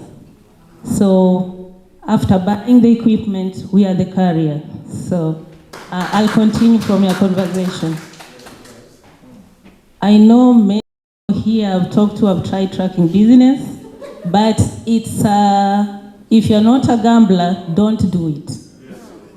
Because it's one area whereby you really need to be patient.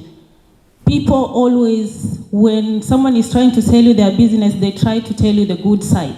They don't tell you the bad side.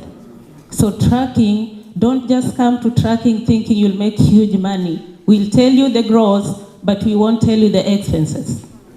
Learn to ask the expenses. Ask about the books. How are your books?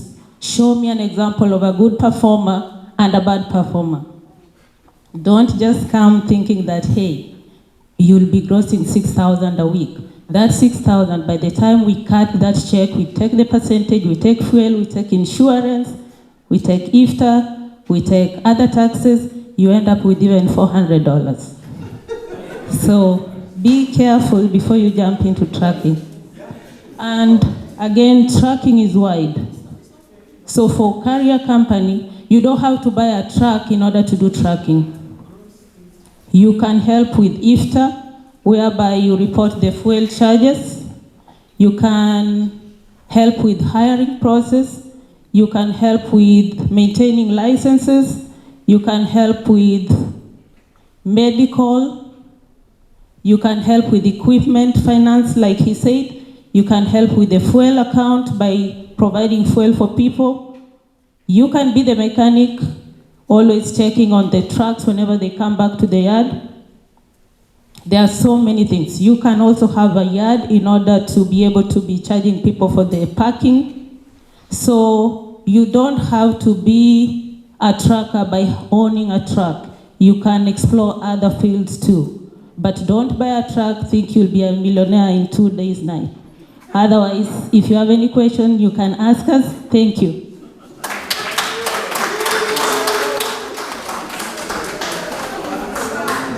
Thank you. Yeah, going back to my trucking story, I wish I talked to her before. But it's never too late. So, we are keeping these conversations to a minimum due to time constraints. So we have one more speaker.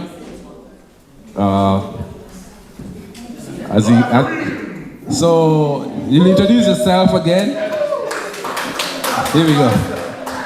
So introduce yourself. Hi everyone. My name is Adisa Karim. I'm a licensed attorney in the state of Texas and New York. It's a long story though.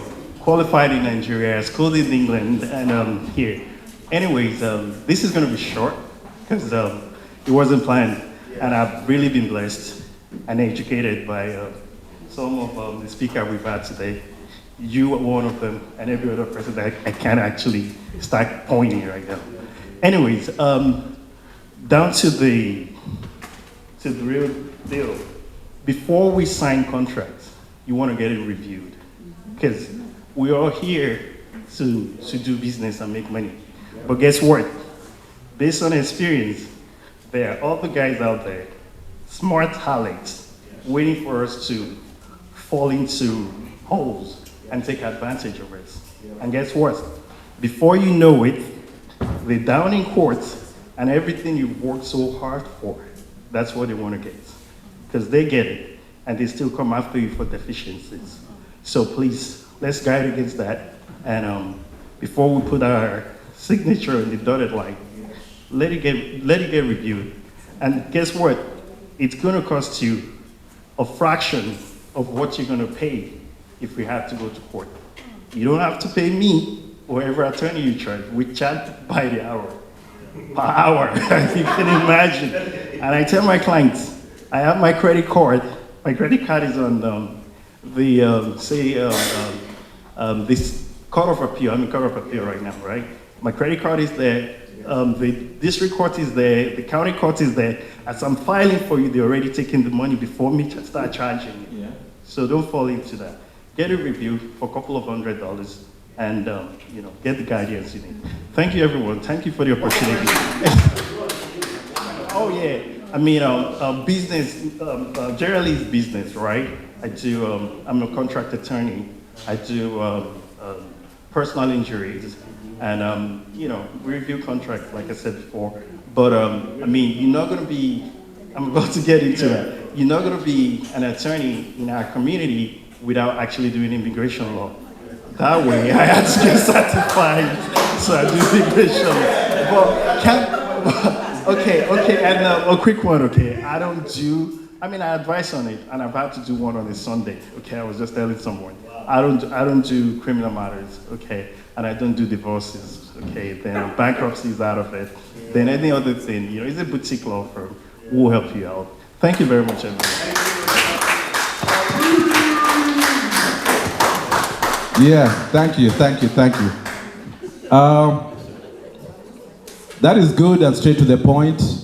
A lot of us lose so much by not reading the contracts, the fine print on every document. I know it's difficult to read, but if you can't read it, maybe consult an attorney for a little cents on the dollar, as opposed to just signing and then you're gonna cry and pay later. Because what's happening is, as you get into business, you get so many contracts or opportunities to do things. And if you're a new entrepreneur and a new business person, it's advisable that you understand the lay of the land. If you don't, that's why attorneys are here.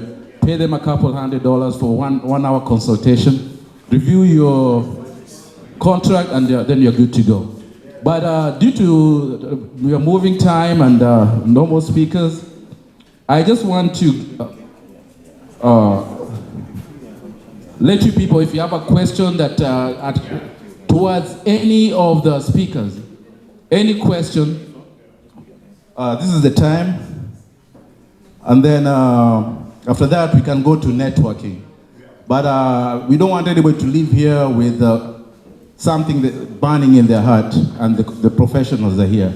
But since you have your hand raised up, I'll bring the mic to you and see what you have. This is just a very quick question directed to Mr. Emeka. Do you have a directory of professionals in African expats? Or are you working on a directory?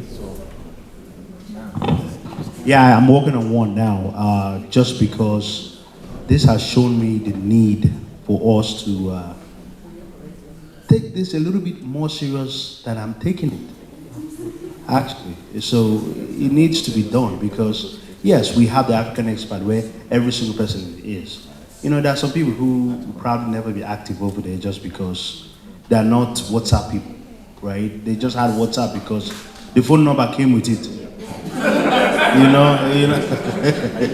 So you add them thinking they will contribute, they wouldn't. So we have to get away from that and jump into, it will still stay alive because, that's the main NGO, right?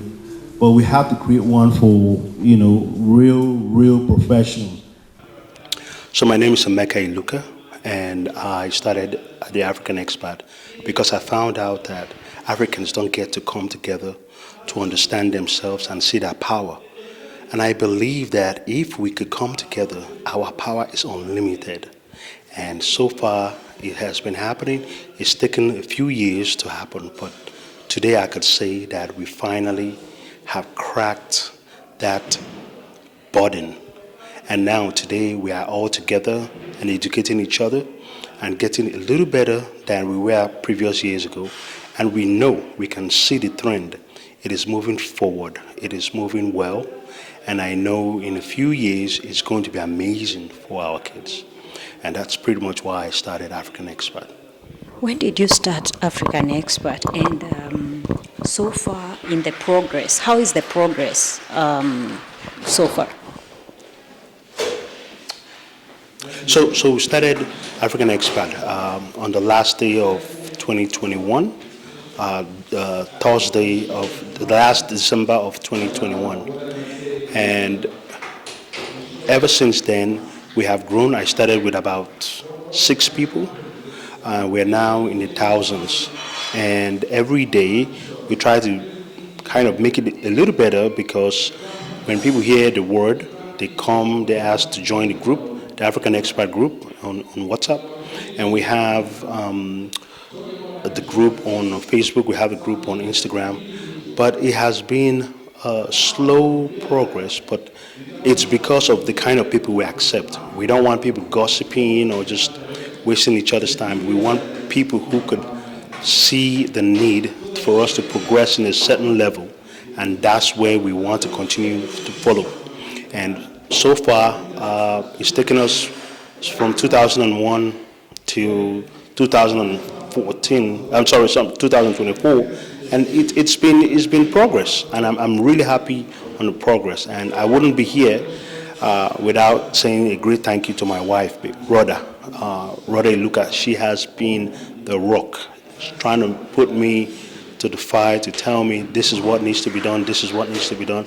And we've been doing it, and we want to continue on that path, and we keep going forward.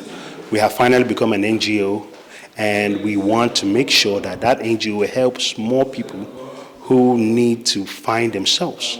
And when you can find yourself, you become more powerful than you're supposed to be. What's the end goal for all this? The end goal is for us to have our own everything, our own elected official, our own little city, our own strength, because when we have numbers, we are very strong.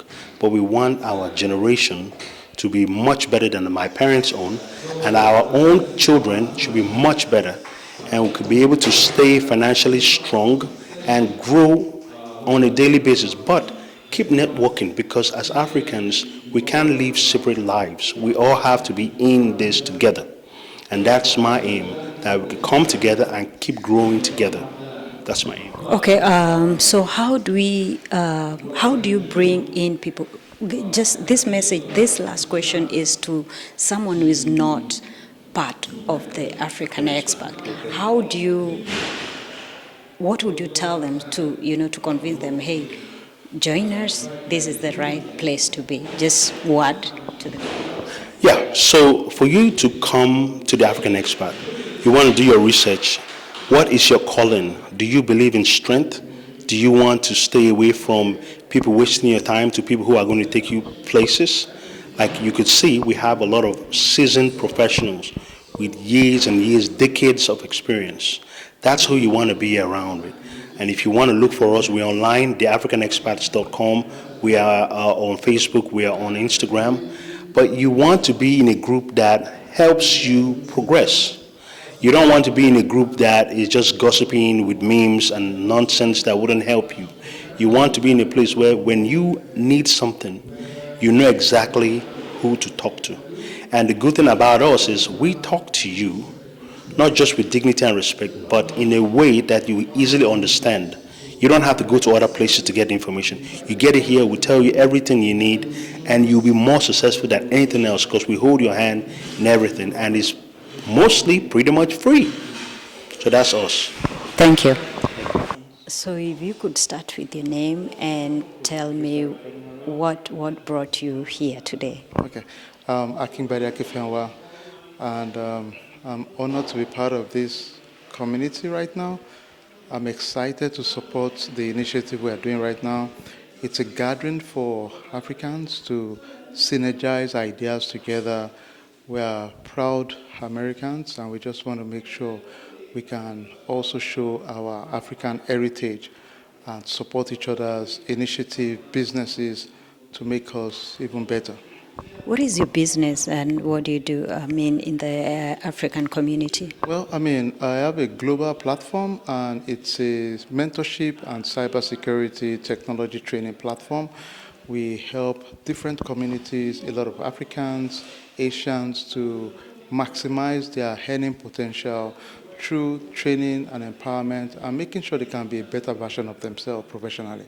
Why is it important for Africans to come together, especially in this country? I think it's important to understand the power of unity. You know, as an individual, you can strive to be good, but as a community, it's just like a cord that is hard to break. You tend to be able to do much more things that make impact. Individually, we are successful, but collectively, we struggle because at the end of the day, if you don't know the power of your collective interest, you would water down your power. That's the way we look at it. So it's important, and it's in our self-interest to make sure we are successful together. One person successful is not enough. We want more. We want more of our people, our children, and it's better for us as a nation, as proud Americans, to uplift each other and make sure we can maximize our potential. What do you think we can do better? Because I think you all here coming together and bringing such initiative, there's some people who really don't know what to turn to. And what do you think we can do better? Or how can we get this information to more wider audience? Thank you. And I think let's start with one person impacting one other person. You know, let's not even think way beyond of uplifting everybody. Start with a neighbor, start with a friend. And I challenge everybody also, think about it and be selfless in serving your community. What does that mean? Today, go check your city council, check your city website, find volunteer opportunity, your school board, your school district, go to the city council meeting and just be involved. You know, America, North America, the Western world, and anywhere in the world, people strive by service. You know, we all have to serve. You know, we serve our neighbors, we serve our friends, our community. So I think for all of us collectively, start by having the heart of service. Just be intentional. Perfect. Thank you. My name is Terry Mtai. I am the founder of She on the Rise community. It's a coaching group specialized in coaching single moms. Just to tell them that being a single mom is not being disabled. So they need to pick themselves up and be positive, think positively, and do better things in life. So me knowing African Expats, I knew African Expats, that is 2023, around May. So I knew Emeka and Rhoda through another forum. And then they introduced me to Anna Melissa. And then in Anna Melissa, that's how I came to African Expats. So African Expats has been able to elevate me, like from the platform that I was to a level of which I can interact freely and network with other people from different platforms, be it the digital experts on real estate, like the keynote speakers that we saw here today, and we are still going far. I'm seeing that with African Expats is the place to be, because nobody would have known about She on the Rise. That's my platform. Nobody would have known about it if not through the African Expats. Actually, the whole idea came through there, because in there I thought I found that I can do something better to better other people's lives, and that's how I started this. So African Expert has played a key role, especially with Rhoda and Emeka. They've been like on me, I can't miss any of their events. Even this, they were like, "Are you planning to miss?" No, I'm not planning to miss. Yeah, so I was here, and today I'm here, and I'm welcoming other people on the board. And if you're a single mom, please don't shy off. And don't look at your pockets too. Don't look at your pocket. Just say it. Yes, I can. Have that positive mind. What is your goal? Where are you heading? So once you have a goal, write your goal down. Follow each day. Write your goal down, like every day. Every day. Write it in a way that seems like you already achieved it. And in that way, you have it. Yeah, that's all. Thank you. Okay. So, sir, just on that position, I want you to start with your name and tell me what you're taking home from this event. Okay. Yeah, my name is Bob Nyangweso. I'm a member of the African Expats. This event has been a wonderful event. It's been successful. It's been great.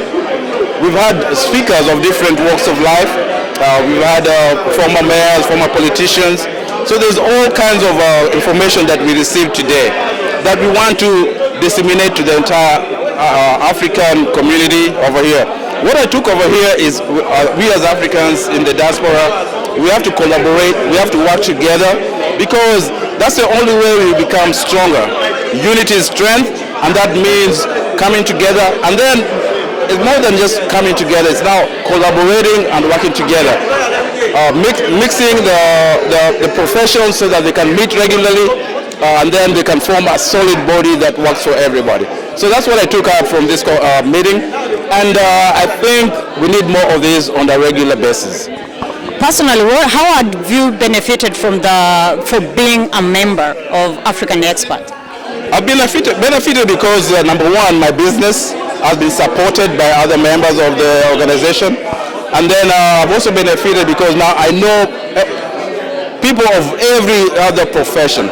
If I need something, I don't have to go in my yellow pages. I know who to call, because those people are all a phone call away. So it's been very beneficial for me because of that.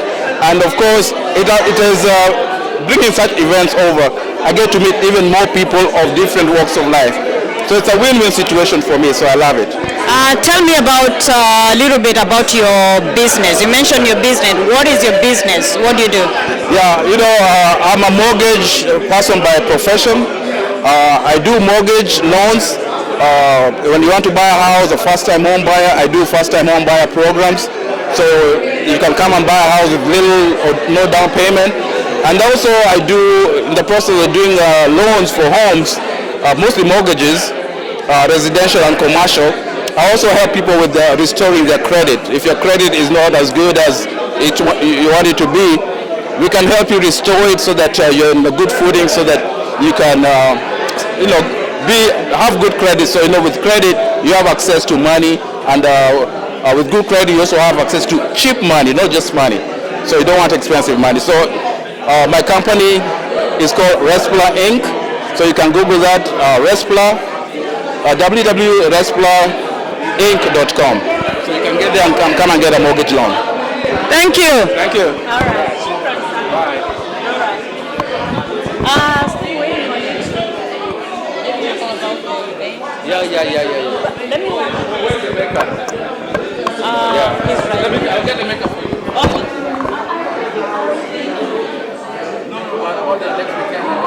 My name is Rhoda Luca.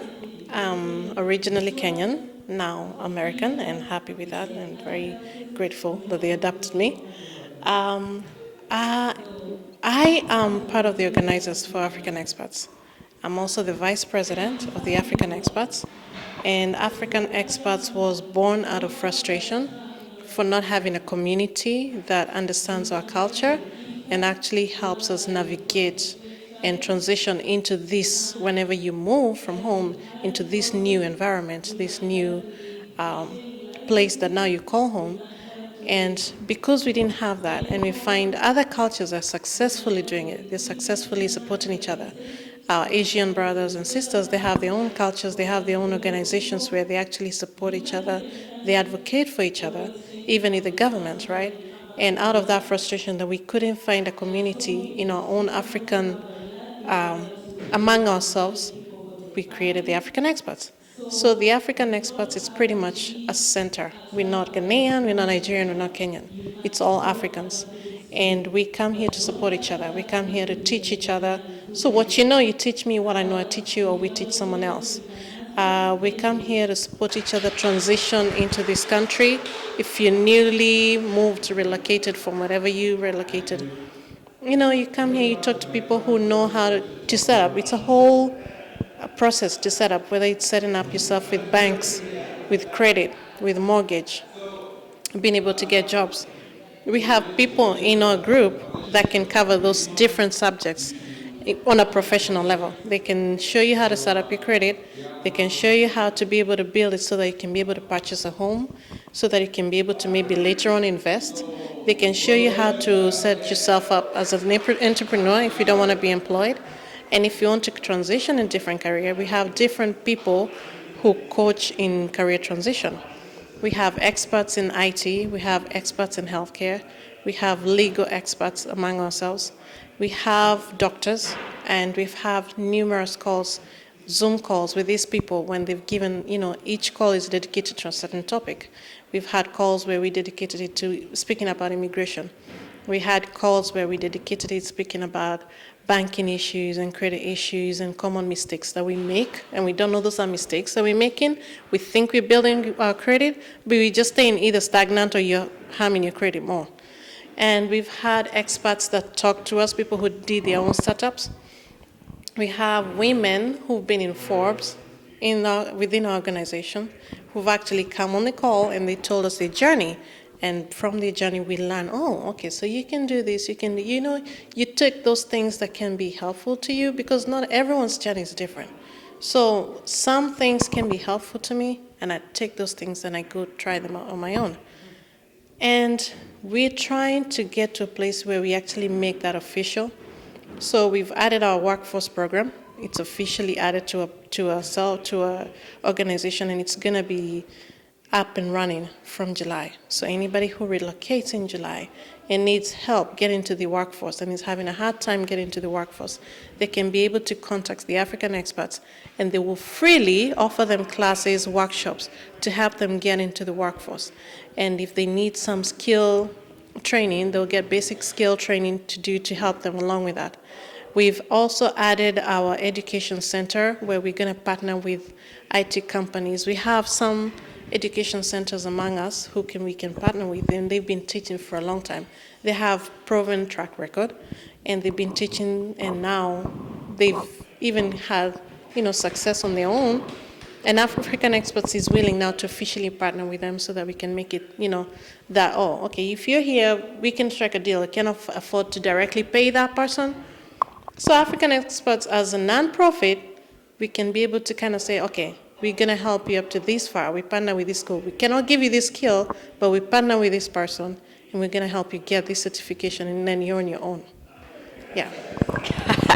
You said it all, but I will not let you go before I get this question.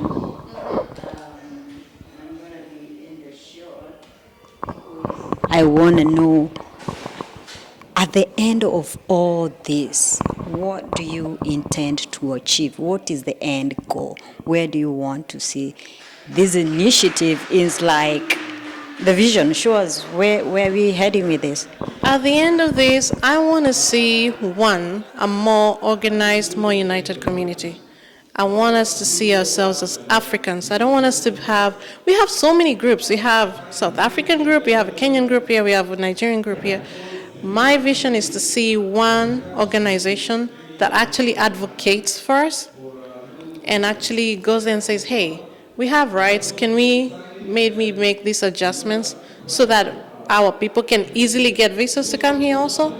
Like if you look at the Asian countries, they easily get work visas to come here with, you know, IT jobs or whatever.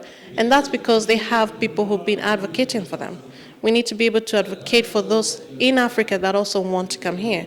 But we have to we have to prove ourselves to the government that they can listen to us, right? We have to be able to be in a position to influence them, say, hey, here's what we can propose. Here's what we can advise. We can have a council. We can advise that you do this. And if we are a serious committed organization and they can trust us, then they're going to take us seriously when you give them that advice. I want to see a better community where people come here and they're actually not below middle class. Africans, we're very fairly educated. We are very educated. The majority of the people, Africans here, they're people who've been to school. So it's okay for them to come and say, hey, I'm among the upper middle class, or I'm among the, the small percentage of people actually running the show. We are a lot of us here, but we're not really running the show, right? We want to be able to influence policies. We want to be able to advocate for ourselves. We want to be able to come together as a community, be united. We want to be able to make it easy to be seen, to be a picture and image of what we want the other outside world to see us as Africans. We want to create that picture. We don't want them to see us and relate us to poverty, right? Whatever they see in us, we want to show them the picture of how we want them to see us. Wow, sounds like a mini African Union kind of thing, maybe. The countries around. Yeah, maybe, yeah. Possibly it is an African Union, honestly. And I am so happy with the members of the group because they've been so generous with the information. They haven't withheld. Anybody who joined the group, they've been open. They've been, sometimes people sit in the office, they see job opportunities, immediately they post them. Sometimes someone has a question, they will ask a question and immediately you see people, respond back to them. And we've had feedback from people. We've had feedback from people who, for the first time, they owned real estate properties for investment, not for living. That's a big deal. If you can afford to own, aside from where you live, if you can afford to own a piece of, whatever you stay as an investment, that is a big deal. And for the first time, we've seen people who say, hey, because I joined this group and because I was able to meet this group of people, I'm able to say I'm an owner of this, investment, I'm part of this. So we've had people increase their net worth, technically, because of that. And that's what we want to see. Thank you very much. Thank you for having me at this event. Thank you. Shukran sana. Wow. Asante. Wow.